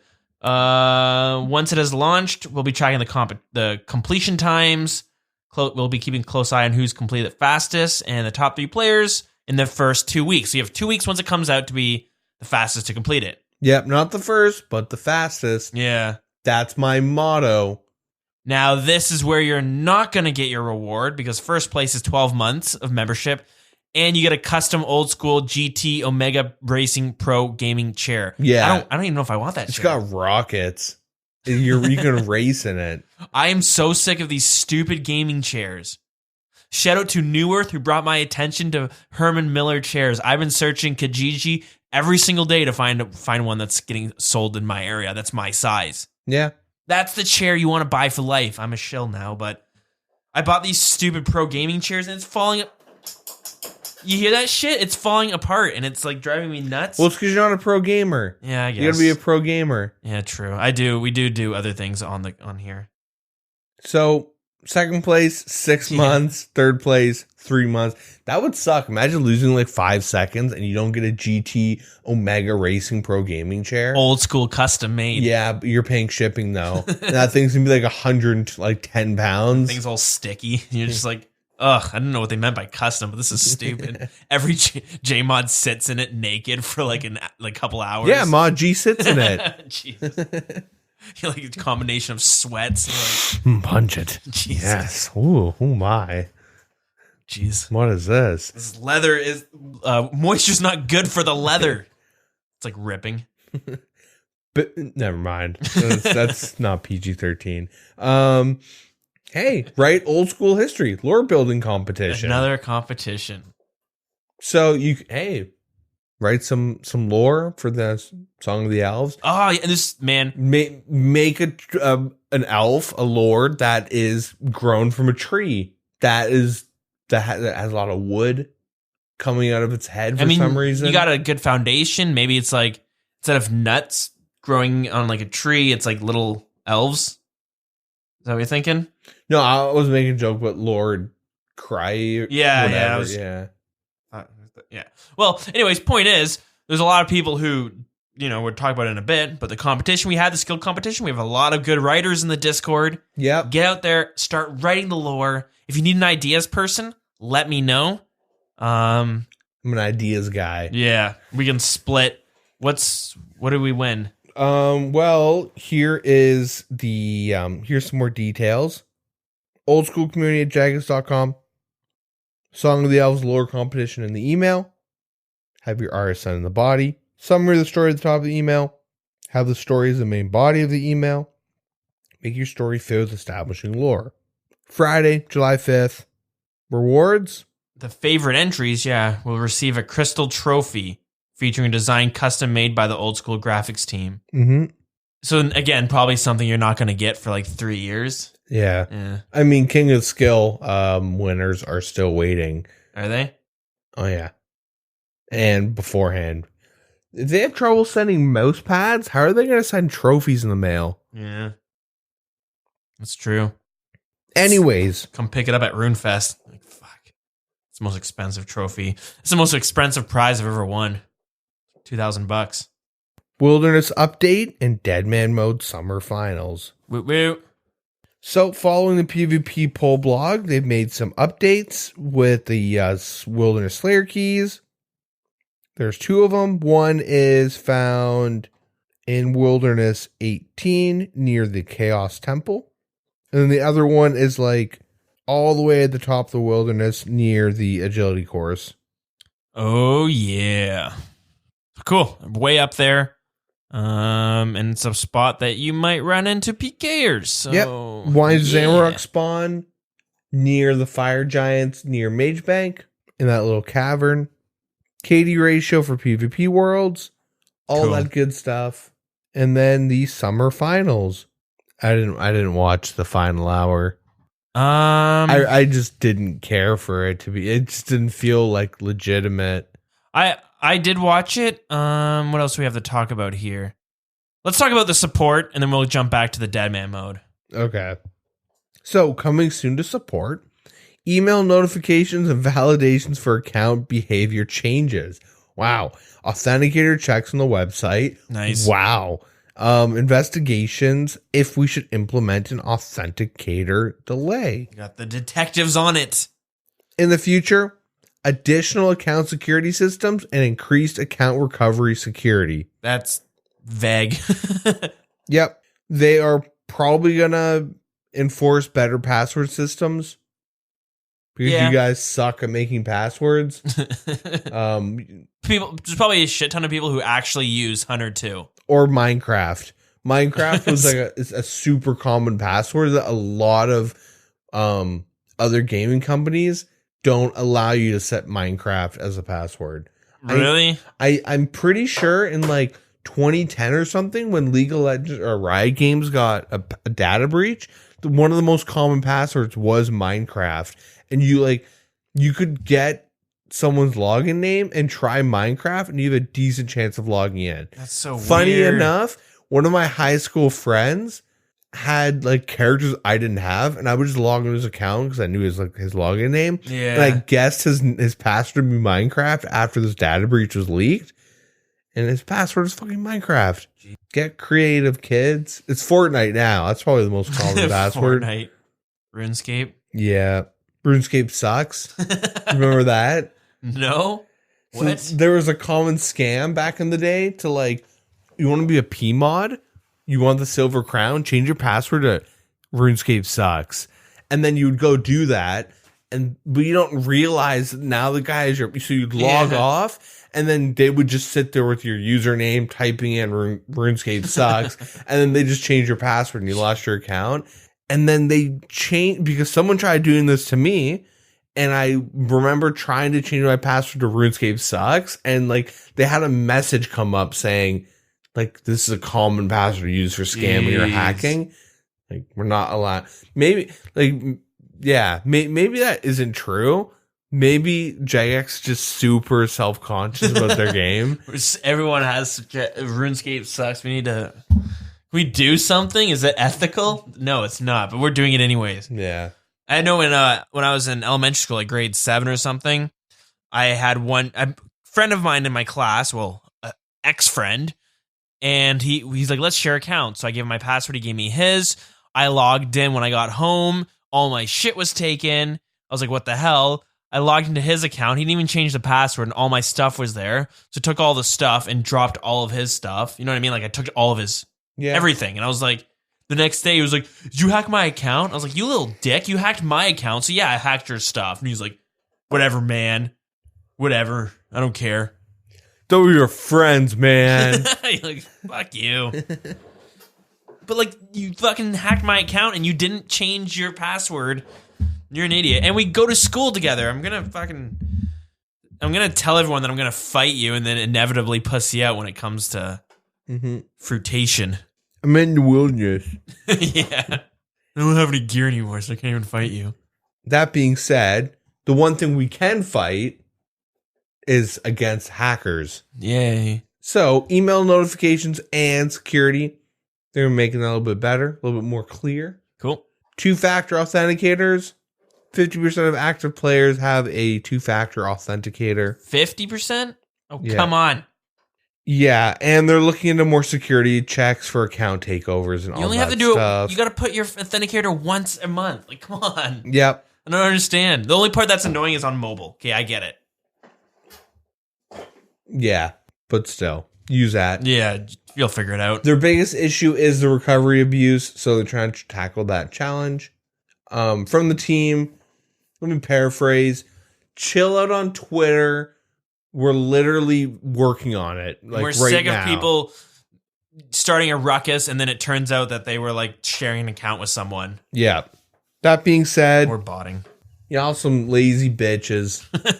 Let's talk about Deadman Mode Final. I didn't watch the hour. We'll get right into it. Yeah, I went in. I watched it. They did a rerun. If you don't know, but I'll quickly explain it. But I'm gonna play a clip of Chris Archie explaining because he'll do it better. And I like adding clips, and it's a nice excuse to add a little clip in there. The last tournament they had was a huge flop. A bunch of mistakes happened that was kind of pathetic. So they say, we'll do it again with the winners. Or not the winners, but the people who are in the 1v1s or whatever. Threw them back in there, straight into the 1v1s. And that was the new tournament. So I'll have Chris Archie explain it. I'll personally have him explain it. I called him up, and yeah. So here he is. And on to you, Chris Archie, live on the scene. The Deadman Spring Finals were held in March 2019. If you're unfamiliar with Deadman events, here's a breakdown. Firstly, there's a qualifying season in which anybody can compete. Once the season ends, we invite the top 2,000 to compete in the finals. This is a week-long event in which the players build up their accounts from scratch for an epic finish with $32,000 in prize money. The finals ends with our broadcast. We watch on as the top players battle it out whilst avoiding the lethal fog which is filling the map. The players are pushed into 2 separate final areas to fight a frantic battle for survival. The players who are left are teleported to a vast arena where they'll have to fight in a series of 1v1 rounds, leaving just the champion standing. There are lots of prizes up for grabs, with 16 players guaranteed to walk away with something. First place gets $20,000, second place gets $10,000, third and fourth get $1,000 each, and the rest of the top 16 get 1 year free membership. That's an introduction to Deadman. Now it's time to reflect on what happened during the spring finals. The tournament itself was as dramatic as ever, with teams Fools and Blazers holding down a pivotal point in the game, helping them to rise above their competition. As the finals were heating up, we saw huge teams clash in the two final areas, Anakarl and Falador. Falador was the first to see the survivors teleported to the 1v1 arenas, but unfortunately an error with the arena mapping led to a large number of these players being killed. We proceeded with the rest of the tournament, with the Anakarl survivors meeting the few lucky players from the Falador area. It still made for an intense finish, with Mankt finishing as runner-up and Eomeri claiming victory for Fools, taking home the $20,000. We're committed to our players, and to make amends for the issue that killed a large number of our surviving players, we've decided to rerun the finals. The final 256 players from the spring finals have been re-invited to fight again for a share of $32,000. Alrighty, and what was special about this tournament? Well, Revan wasn't there for whatever reason. They had Rakesy there, which is a Deadman Mode player and content creator. You familiar with this, with the creator? Or with Rakesy? Yeah. The creator. Rakesy, the creator. Tyler, the creator's brother. Yeah, his rap career never took off, but he, really good at RuneScape. But no, are you familiar with his content? Somewhat. I know he does a lot of like Deadman Mode stuff. Yeah. And like PvP and whatnot. And he's I know he's made it fairly far in tournaments in the past. Yeah. He does pretty well there. Yeah, so he was doing shoutcasting. And he actually does a podcast too of Oldschool RuneScape. So he's kind of one of our competitors. We sent him to the gulags. We're gonna flog him. But yeah, so he was shoutcasting with Ian Spam, and for his first time, he did a pretty good job. Did a decent job. Obviously, you're gonna be a bit nervous your first time shoutcasting one of these tournaments, but yeah, given the circumstances, pretty good. Now for my opinions on the tournament, I didn't really care. I was kind of bored. I don't know if it was because it was a rerun or because I don't know. It wasn't as exciting this time around. I'm not sure. I don't really know why. I just wasn't invested. I complained before when they would jump around in the 1v1s to different fights that I'm like, I want to watch a fight. Yeah.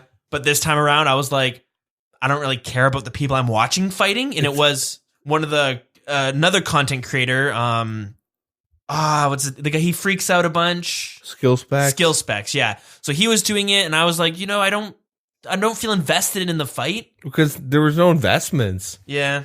And I just I don't know if it was because every round they would focus on skill specs on whoever he's fighting more so than other people. Oh. But I don't think that was the case. I think I just didn't care about the tournament as much.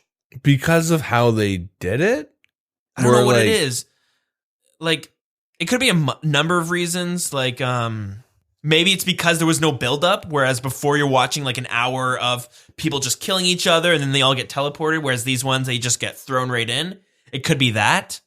It might be a little bit of, I don't really follow, I watch a lot of old school RuneScape content creators, but I'm not super invested. I wouldn't say I'm a huge follower, I guess. Skill specs, I'll watch his streams sometimes, but I'm not cheering for him more so than other people. I'm kind of just watching it. I don't care who wins. I'm watching it to see who wins. So that could be an issue on my part as well. The problem I have with the shoutcasting is there were often times I felt like I was listening into kind of like a group of friends talking amongst each other, where when you're referencing other content creators or other clans, I don't really know who they're talking about. So I didn't really, I wasn't invested again. Yeah. That might have added to it a little bit. It's like watching a beer league hockey team and you're like, John's got the puck and he's, this is boring, but if it's your boys playing, you're much bigger into it. Yeah. So it could be a number of reasons. And it could also just be that the same reason why this is the last tournament coming up. Deadman Mode might be just a tired tournament. Yeah. It might be time to put it on the shelf for a bit and bring something new. You know, so They should have literally given Deadman Mode a Viking funeral. yeah. Just like set the studio on fire and walk out. People are like, should we get out of here? Set the stages on fire. Oh my God, Chris Archie's lost his mind. But Hey, congratulations to the winner. The place 10 seconds to get out. Here's your money in cash. But yeah, nonetheless, though, not to take the victory away from the winners, which was Blazers Rise and Luno_0, who came second place. So that's 20,000 to Blazers and 10,000 to Luno. Then what? The other 8 get scraps. I don't know. They just Get chump change and membership. They only shouted out those two, so hard to say, but yeah, I guess nothing controversial can happen if it's not like a full event. yeah, maybe that's it too. It's just like Maybe that's what they're gearing towards. just half events. Just like quick little like, all right, we're gonna have a big event of a 1v1, best of one. Nothing controversial can happen. It's gonna be a 5-minute fight and then stream's over. Yeah. So it was like, it's fun to watch for what it was, but as I said, I wasn't invested. It's like if I were to go watch UFC fights right now and I don't know any of the fighters, I'm not betting money on it, I might not enjoy it as much because I'm going to be like, I don't really care who wins. Yeah. So I'm not really cheering for anyone. And with this one, I mean, I never cheer for anyone though, but I have more fun watching it. This one, I was like, yeah, I don't know. I think a lot of it is that the community didn't care, so no one cared. Like, There's no hype. good contrast is like Raptors. Yeah, okay, yeah, the Toronto Raptors won, if you didn't know. Yeah. If you're in Canada, you know. Yeah. Well, everyone. Yeah. I mean, it was kind of historic for like NBA, but I don't give a shit about basketball. like I care about that for some I reason. watched like the last games and they're like super hype and Yeah. like it makes me kind of want to like watch next year's how it plays out just due to like it's kind of a fun sport. Same with like hockey. I think Yeah. I probably mentioned like I watched like a bunch of the playoff games and stuff, but I mean, it's hard not to get hyped up for those things, you know? I was the same way. Like, I don't care about the Raptors, but they're like, Raptors games on, I'm like, yo, throw that shit on. And then I'm like, I'm a huge bandwagoner, you know what I mean? the thing is though, is like, yeah, like, I'll be at work and people like were like calling me like, do you have like Raptors champion stuff? I want to buy everything. Like, no, we have an outdoor. It's an outdoor store. You want to buy goddamn sleeping bags or something? Come on, buddy. Yeah. You know what I mean? Like, You have a Raptor style sleeping bag? Yeah. You're like, that's snapbacks. Snapbacks? No, dude. Go to Lids next door. Yeah. But like for that, like everyone was talking about it all over Twitter, like all my coworkers, like everyone's like, you know, Raptors. Raptors. And then, you know, you watch it and you could like buy into the hype. And like if Jagex can do that with like their next tournaments where they can like AstroTurf hype in the community, I think it would be really good. But I think like if they do like new last man standing and they're able to hype it up in a proper way and not butcher the event, you could create like a really cool like cyclical seasonal, like, you know what they're doing with Deadman Mode where every 3 months, you know, and they could do that with like last man standing or something. They have to figure out a way. I think a good thing about Deadman Mode was that every tournament was getting better production-wise. There's still always an issue on the on some end, but you know what I mean? They brought that heat map. But they weren't like silly, like, oh, this guy's buttoned up shirt broke. It was like, server's disconnected. And it's like, how is this an issue 6 seasons in? Yeah. Did you see Chris Archie trip on stage? Actually, well, he tripped and pulled the Ethernet cord out. Well, like, actually, well, the whole, like, Alfie thing, like, one of their first, I think it was like the first. What happened? When they, like, asked him a question, he went, like, you know, he didn't say anything. Oh, when did this happen? Just look up, like... Was this in the tournament? I don't even remember seeing him. This is, like, Deadman Mode Season 1, where they, they talked all... You know how they talked to all the people on stage? Yeah. And they like, so what did you think of it? And they like gave him the mic, and he was just like, he froze. He was just like,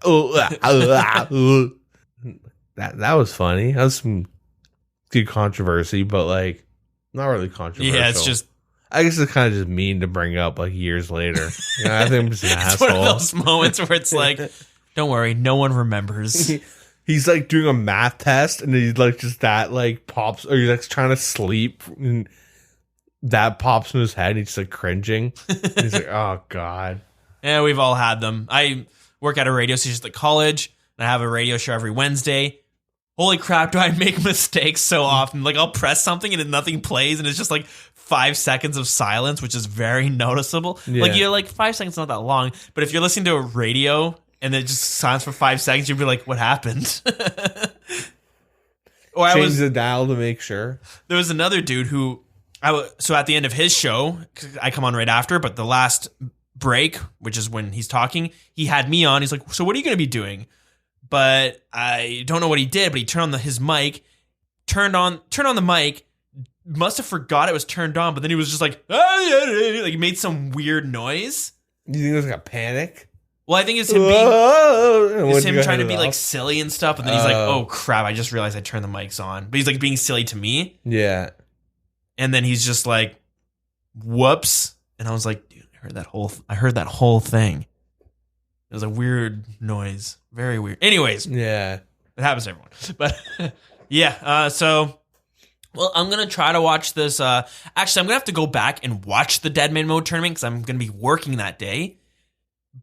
But I'm going to go back and watch it, and I might feel differently this time. You know what I mean? Yeah, because there is like an actual final. And it's a build-up, and might feel more invested. And you know what? Who knows? Maybe when I watched it, I was just in a more saltier mood. Yeah. Right? I kind of prefer like looking at all the different YouTubers and seeing like how they progress. Yeah. And like their different routes.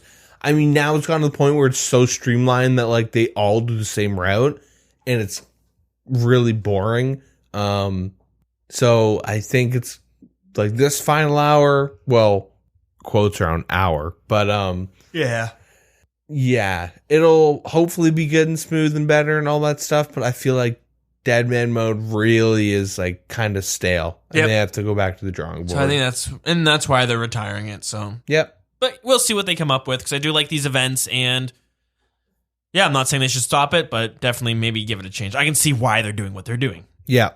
Next for community chatter, what do we got here? I guess we'll do financial report. They came out with a little breakdown of the financial report. It's very basic. They're not going to send us like a super descriptive one. Yeah. But it's pretty basic, and basically they made more money this year than last year. So they have 30 more staff than last year, but they're still walking with more profit. And then in the millions for subscribers, like member accounts, last year they had 2.3 million members. Now they have 2.9. So it's gone up quite a bit. Yeah, that's some good growth. Yeah, that's huge. Yeah, that's where the money's coming from. So their microtransactions from 2017. So this is including RuneScape 3 as well. Yeah. RuneScape and RuneScape 3. Yeah. So we'll start with the microtransactions. They had they had $29 million, 29 million pounds in microtransactions in 2017.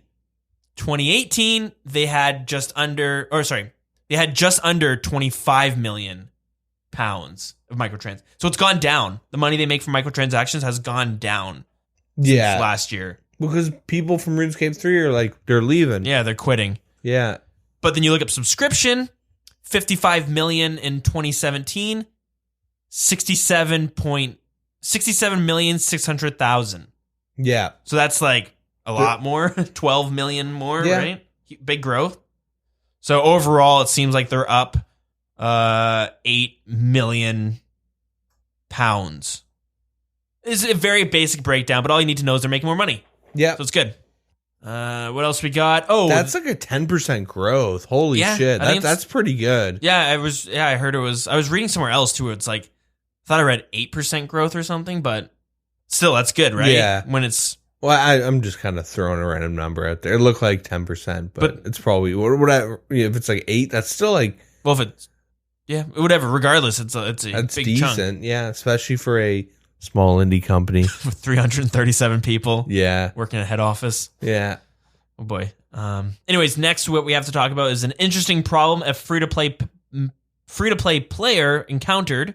He went to a very weird spot in the member zone, and then he lost membership. So if you go into the wilderness, where the King Black Dragon lair is, where it's like a fenced-in area, Yep. he went there in members, and then when he became a free member, he was stuck in that gated area where the King Black Dragon, that's where you enter. Yeah.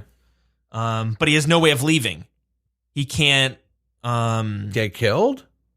He might be able to get killed through the gate, but he can't open the gate because it says you need to be a member to access the gate.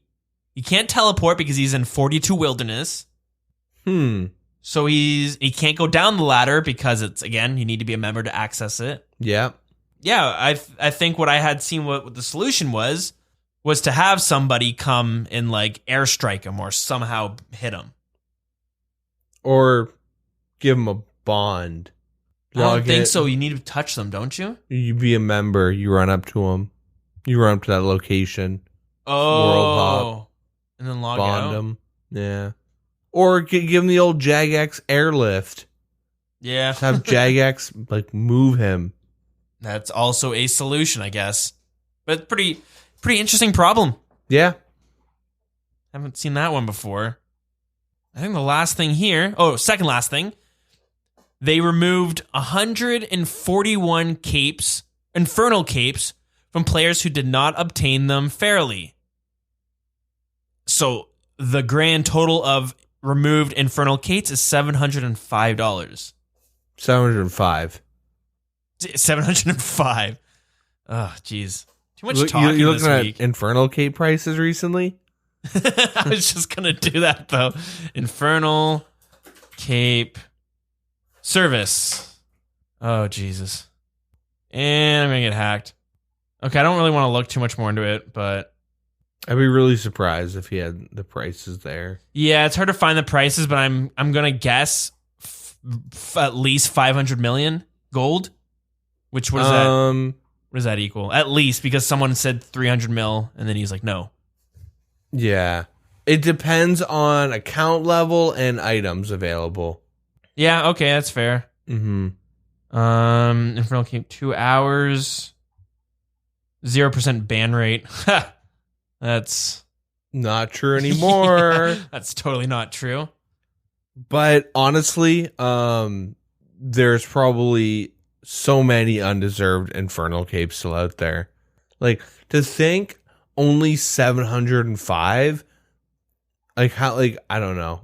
They probably have some that they're like have to look more into, right? It's really hard to get definitive proof. Like, the ones that they catch are like dudes that like try 80 times, or like, not 80, maybe like 10 times, they get nowhere close, and then all of a sudden they have like a different setup and they just go in and like one shot it, no problem. Yeah. Yeah, good money to be made, I guess. Yeah, it's a lot though, and I would definitely say not worth it. How to ruin your account in so many different ways with just a few $100s. Yeah. One last thing I want to talk about is I saw in RuneScape 3, and this has been going on for some time now, so it's nothing new. It's just I was unaware of it, and it means others might be as well. But they do fairly often J-mod events on RuneScape 3, which can be something as simple as a J-mod being like, let's go mass kill King Black Dragon or something. But he does it on stream and everyone joins him. And they seem to have them fairly often. So I thought it was pretty cool because, like, you know, people are just going to do it just to be like, yeah, I spent the night killing Calphite Queen with Mod Ash. You know what I mean? So it's pretty interesting. It's nothing more than just that. But I don't know. What do you think of that being a thing in RuneScape? Old school RuneScape. I'm really against that. Really? No, I'm kidding. I was going to say, shut this episode down. We're still loopy from that bonus episode. I mean, like, it doesn't hurt sure, go for it. Bring them out in the wilderness. Do a Callisto mass. That'd be pretty funny. Yeah. Just get piled on by clans, and then like J mods just rotten potato everyone. So maybe this does happen. It's just under the guise of Mod Kieran playing on a Friday night, being like, "Anyone want to go kill bandos?" On Twitch. Yeah. Whereas RuneScape 3, they're much more, let's make a broadcasting game. Yeah. And they have a button you can click that'll bring you to the area. So maybe that's the difference. Oh, real? Okay. Well, not to the area. Maybe it does, depending on what it is, because it says that you can get a lodestone to join the event. But still, maybe something, you click it and you jump to the same world. Right? Whereas old school RuneScape, they're not going to broadcast that because it's more weird. If it was more of like, hey, Castle this Wars. day, Castle Wars, that'd be kind of cool. Yeah, I think they should do more of those, or at least and make it more open. Yeah. Do you think they should broadcast it in game? Like old school RuneScape has a much bigger player base than RuneScape 3. So when you're broadcasting to RuneScape 3, you might be broadcasting like 10,000 people. Old school RuneScape, it's 100,000 people. Well, the main thing is only 2,000 people can go to a single world. Yeah. They can do multiple worlds with different J mods. But now you're having to, if they're doing it on their free time, they're not getting paid for it. Yeah. They have to coordinate together. And maybe the J mods want to play together. Yeah. Like if they want to do it on their own time and just like tweet it out, sure. I feel like if there's a broadcast and a lodestone system and all that stuff, I feel like the J mods and RS3 probably have to do this at certain increments to like offset all the money grubbing that they do. And that's how they like reach out to the community. Yeah, fair enough. So that was kind of cool though, and I know, I don't know. That sounded really mean. Call them all money grubbers, but you know what I mean. All the microtransactions, they kind of try and make up for it. Well, that's the hard thing. Is RuneScape 3, there's only a handful that are in charge of the microtransactions. Tons of people probably love some of the content they make. Like they have these elite dungeons that I was watching. Yeah, that boss that I can't remember the name, but the Ent, right? I forget what the name is. Yeah, Solisac. Yeah. Solak. Like those bosses, you can tell they care about it because they're crazy fights. Unreal, right? Yeah. So it's a shame, Yeah. It is what it is. And that's about it that I saw that was going on the past handful of weeks plus days. Playing a little catch up here. So let's all right, now is the segment where we get to go teleport back in time. We get to talk about some of the updates that were happening this week and last week, back in 2001. That's what we're currently at. And I'm having a bit of a brain fart. Clearly. I can't remember when's the last one we talked about. So I'll just quickly say, back in June 11th, 2001, they introduced fishing. Yeah, I don't remember even talking about this, so we might have missed it. But they have the Port Sarum fishing shop. That's where you would get all your stuff you needed.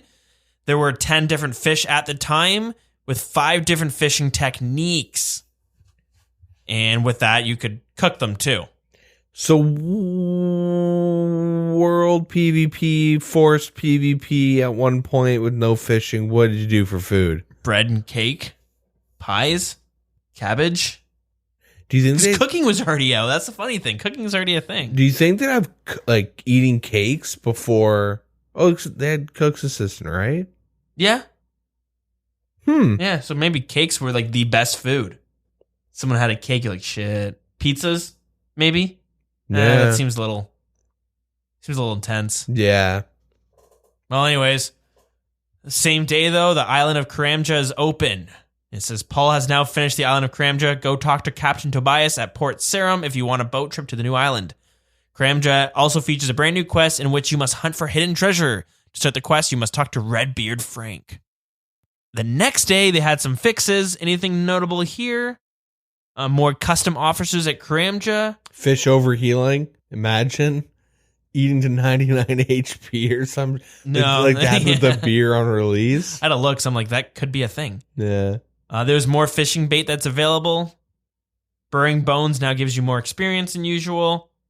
Pirate's Quest is now added to the quest list. They must have forgot to add it there.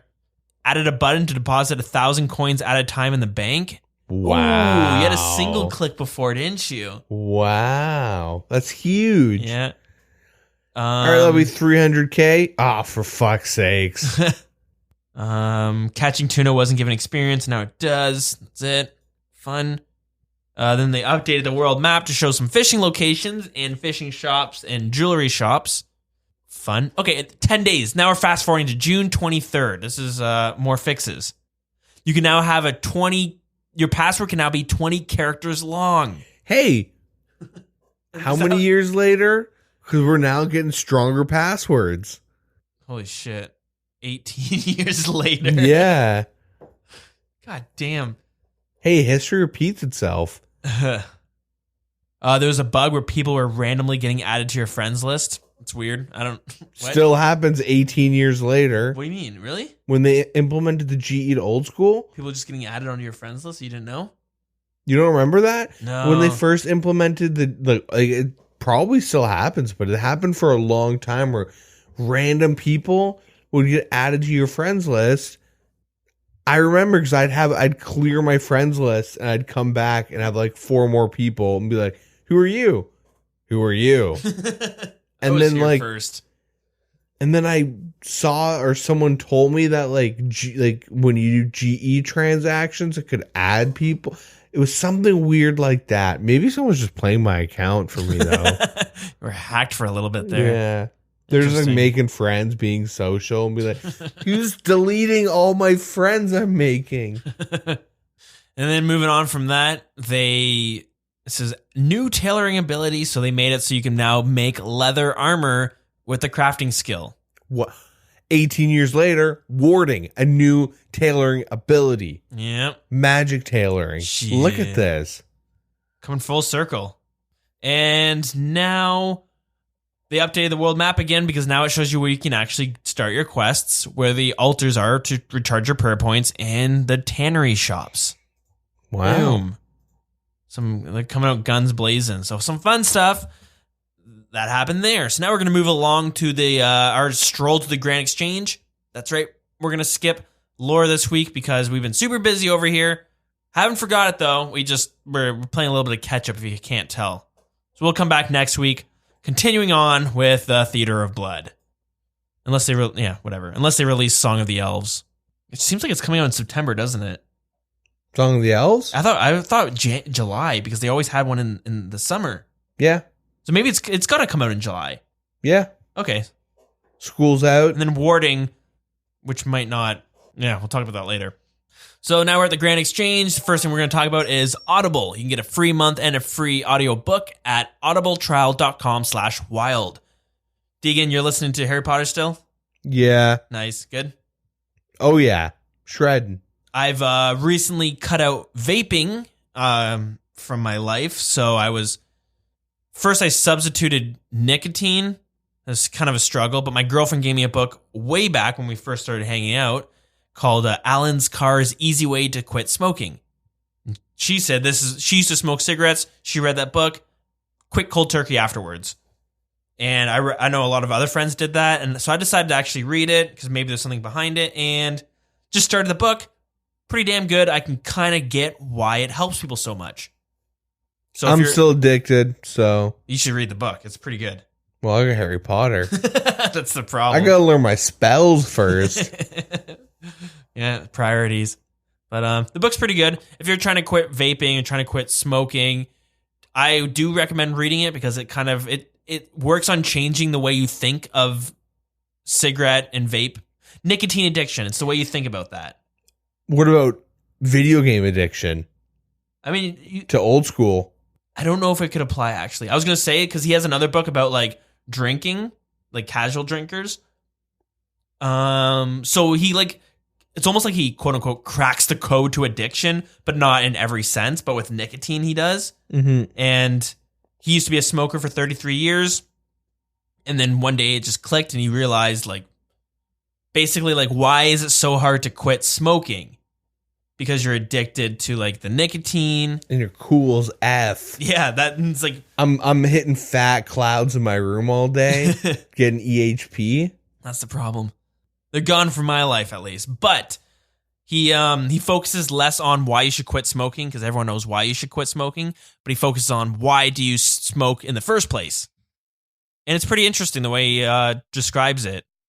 And I have a friend in school right now who's trying to quit vaping, and he's on the patch, and he's taking like nicotine replacements. But this book tells you like you shouldn't do nicotine replacement because you're still going to crave nicotine, which you're going to associate with smoking. What if you open up the book and it's just like vaping is like bad? It's it's like EXP loss. Every time you vape, you're losing a little bit of EXP, and then you have to go to the store. Can't really even play it then. Yeah, it's the Dills' easy way, the old school RuneScape way to quit smoking and everything else. Think of the XP games you could have. Anyways, the easy scape way to quit. Shit, nice. That's sick. Point being, that might be out there. I don't actually know, but I know it's an audiobook somewhere. It's worth checking out. Worth checking out that book if you're if you want to quit at some point. He says by the end of the book he makes it easy to quit. So I don't know. I'm not there yet, but we'll see. audibletrial.com/wild. That's one way you can support us and get yourself a book, but you can also support us another way, and that's on Patreon. Go to patreon.com/thewilderness and join the crew of supporters there. Our supporter of the week is Alexander DeClark. It's a double shout out if I already shouted you out recently. It feels like it's been a lot longer than it has, so I've kind of lost track a bit. But point being, thank you very much for supporting the show. We did a bonus episode recently. It's a long time coming. Sometimes this stuff takes a lot more work than I expect, so I get much more ambitious, realize, hey, don't really have the most time to do all this stuff, as well as live a life outside of it.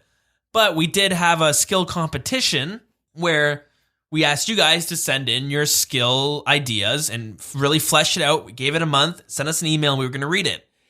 We got 14 submissions. They were all super sick. Like, they're all really good. So we decided, let's do a bonus episode because we've been saying we wanted to do a bonus episode. This is the perfect chance to do it, which is also why there's a big delay in the episodes. It took us 3 days to record. Yeah. We spent like 2 to 3 hours every day recording it. Yep. And then I ended up editing it down to about 4 hours. Just when you take out the little silences and us going to the washroom and stuff, you can lose a lot of time, surprisingly. Mm-hmm. But so we had a 4-hour bonus episode. If you're on Patreon at the time, while I was editing it, I was throwing it onto Patreon. So you're getting like part 1 of 16, part 2, and it was like every hour and a half you were getting another part of the episode. Then when I was finished, I mean, if you look in your feed now, right under or above this one, depending on what one you're using, you'll see the bonus episode, which is 4 hours long. You can go ahead and listen to all that there, but we had so many awesome suggestions and a lot of suggestions. We decided we're going to have, originally it was 3 winners. We decided we're going to have everyone vote on a 4th winner as well, because even 4 winners doesn't seem like enough, right? Yeah. So I'm going to do a quick shout out to run through the some of the stuff here, but quick shout out to Aravian for his performance idea. Shout out to Smile Dude with his cryptozoology. Woods Bob with his riftomancy. Third Age Large with his speech skill. I'm Cool 42069 with his commerce skill. I Kill Pandas with demonology. Ohm with his deception skill.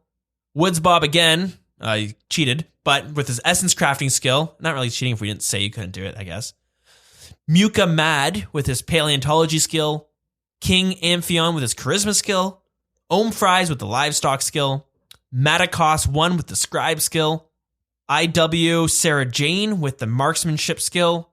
And Tanko Styles with the piracy skill. And we might have noticed the trend that there weren't really any similar ones.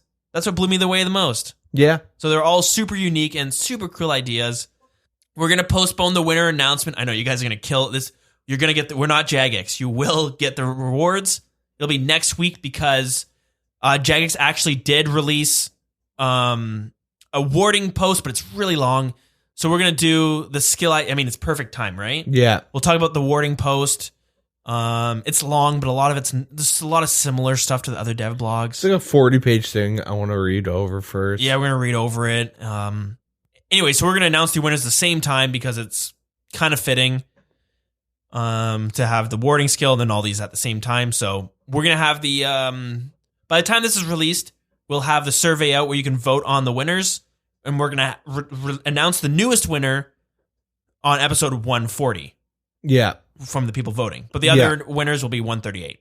Yeah. Apologies for that, but it just seems to make sense to have it all at the same time. And what we're also going to do is we're going to throw it up on YouTube, the bonus episodes at least. I'm going to break them down like I did on the Patreon. I want to use that as a way to send to Jagex somehow. Not because I want them to be like, hey, recognize us. Well, maybe that's their bit. But really, though, I want them to look at it and to get some inspiration because all the skills that were suggested to us, I don't know if they would work in game, like with the game engine stuff, but still, they were so much more creative than warding. I think they should go back and maybe even just read some of the write-ups that they did. Yep. Who knows? Maybe Jagex might be like, wow, we really did drop the ball with warding. Let's drop these and let's bust out one of the skills that, not saying bust out one of the skills mentioned, but that might help get the gears going for them. Yep.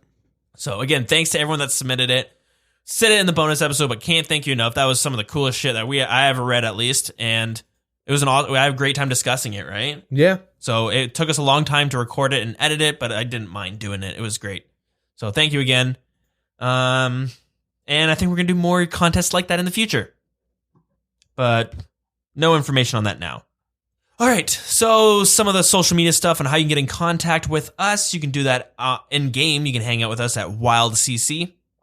Our email is thewildernesspodcast@gmail.com. Our Twitter is @thewildernessrs. Our Facebook is facebook.com/thewildernesspodcast. And Discord is linked on Facebook and Twitter. And then Deegan's got his stuff too. Twitch readers. There it is. My Twitch is the Dills. I don't have that much time to do that Rune Radio stuff. I have done a few in the past and they were a lot of fun. And whenever I have time, I'm going to do it. But between with the podcast and work and stuff, it's hard to set an actual constant schedule. I'll try though. But keep your eye out for that. Anyways, with that being said, our song of the week is going to be, let's do Crystal Castle. It was composed by Ian Taylor. It's unlocked during Regicide in the southern entrance of Prifdines. So yeah, thanks everyone for listening. Sorry there's been a bit of gap. I'm going to mention too, I'm going to write this out too, but the schedule kind of got really loose, I should say, some odd months back. Mainly, that's my fault mainly, just it's hard to edit it, plus with school and all that stuff. So we used to have a schedule where we released every Wednesday. It's not really happening now, but we're going to do our best to keep it weekly, every week coming out. But there might be some times where it's like a week and a half, sometimes 2 weeks. So if that seems to happen, we're not going anywhere. We're not dropping off like some of the other podcasts have in the past. We just, it's summertime. We're going to be busy. And yeah, but we're still going to cover all the news as soon as we can. This embarks a new era, summertime sadness. Summertime sadness. Yeah. But yeah, we'll get them out. It's, schedule might still be weekly every time, but just to let you know that in case there's a weird gap, that's why. But it won't be too long. It won't be more than I couldn't see any time being longer than 2 weeks, right? Yeah. So thanks guys for listening. Thanks for everything. You guys are a great community and love you all. We'll catch you on episode 138 where we get to talk about warding yet again. This feels like that. Remember the Revenant? Yeah. It's like that all over again. This is like boring Revenants. Yeah. Actually, new season. It's not summertime sadness. It's boring Revenants. Yeah. Which might be summertime sadness. But anyways. War of the Warding. I don't know. All right. Take care, everybody. Yeah, have a good one.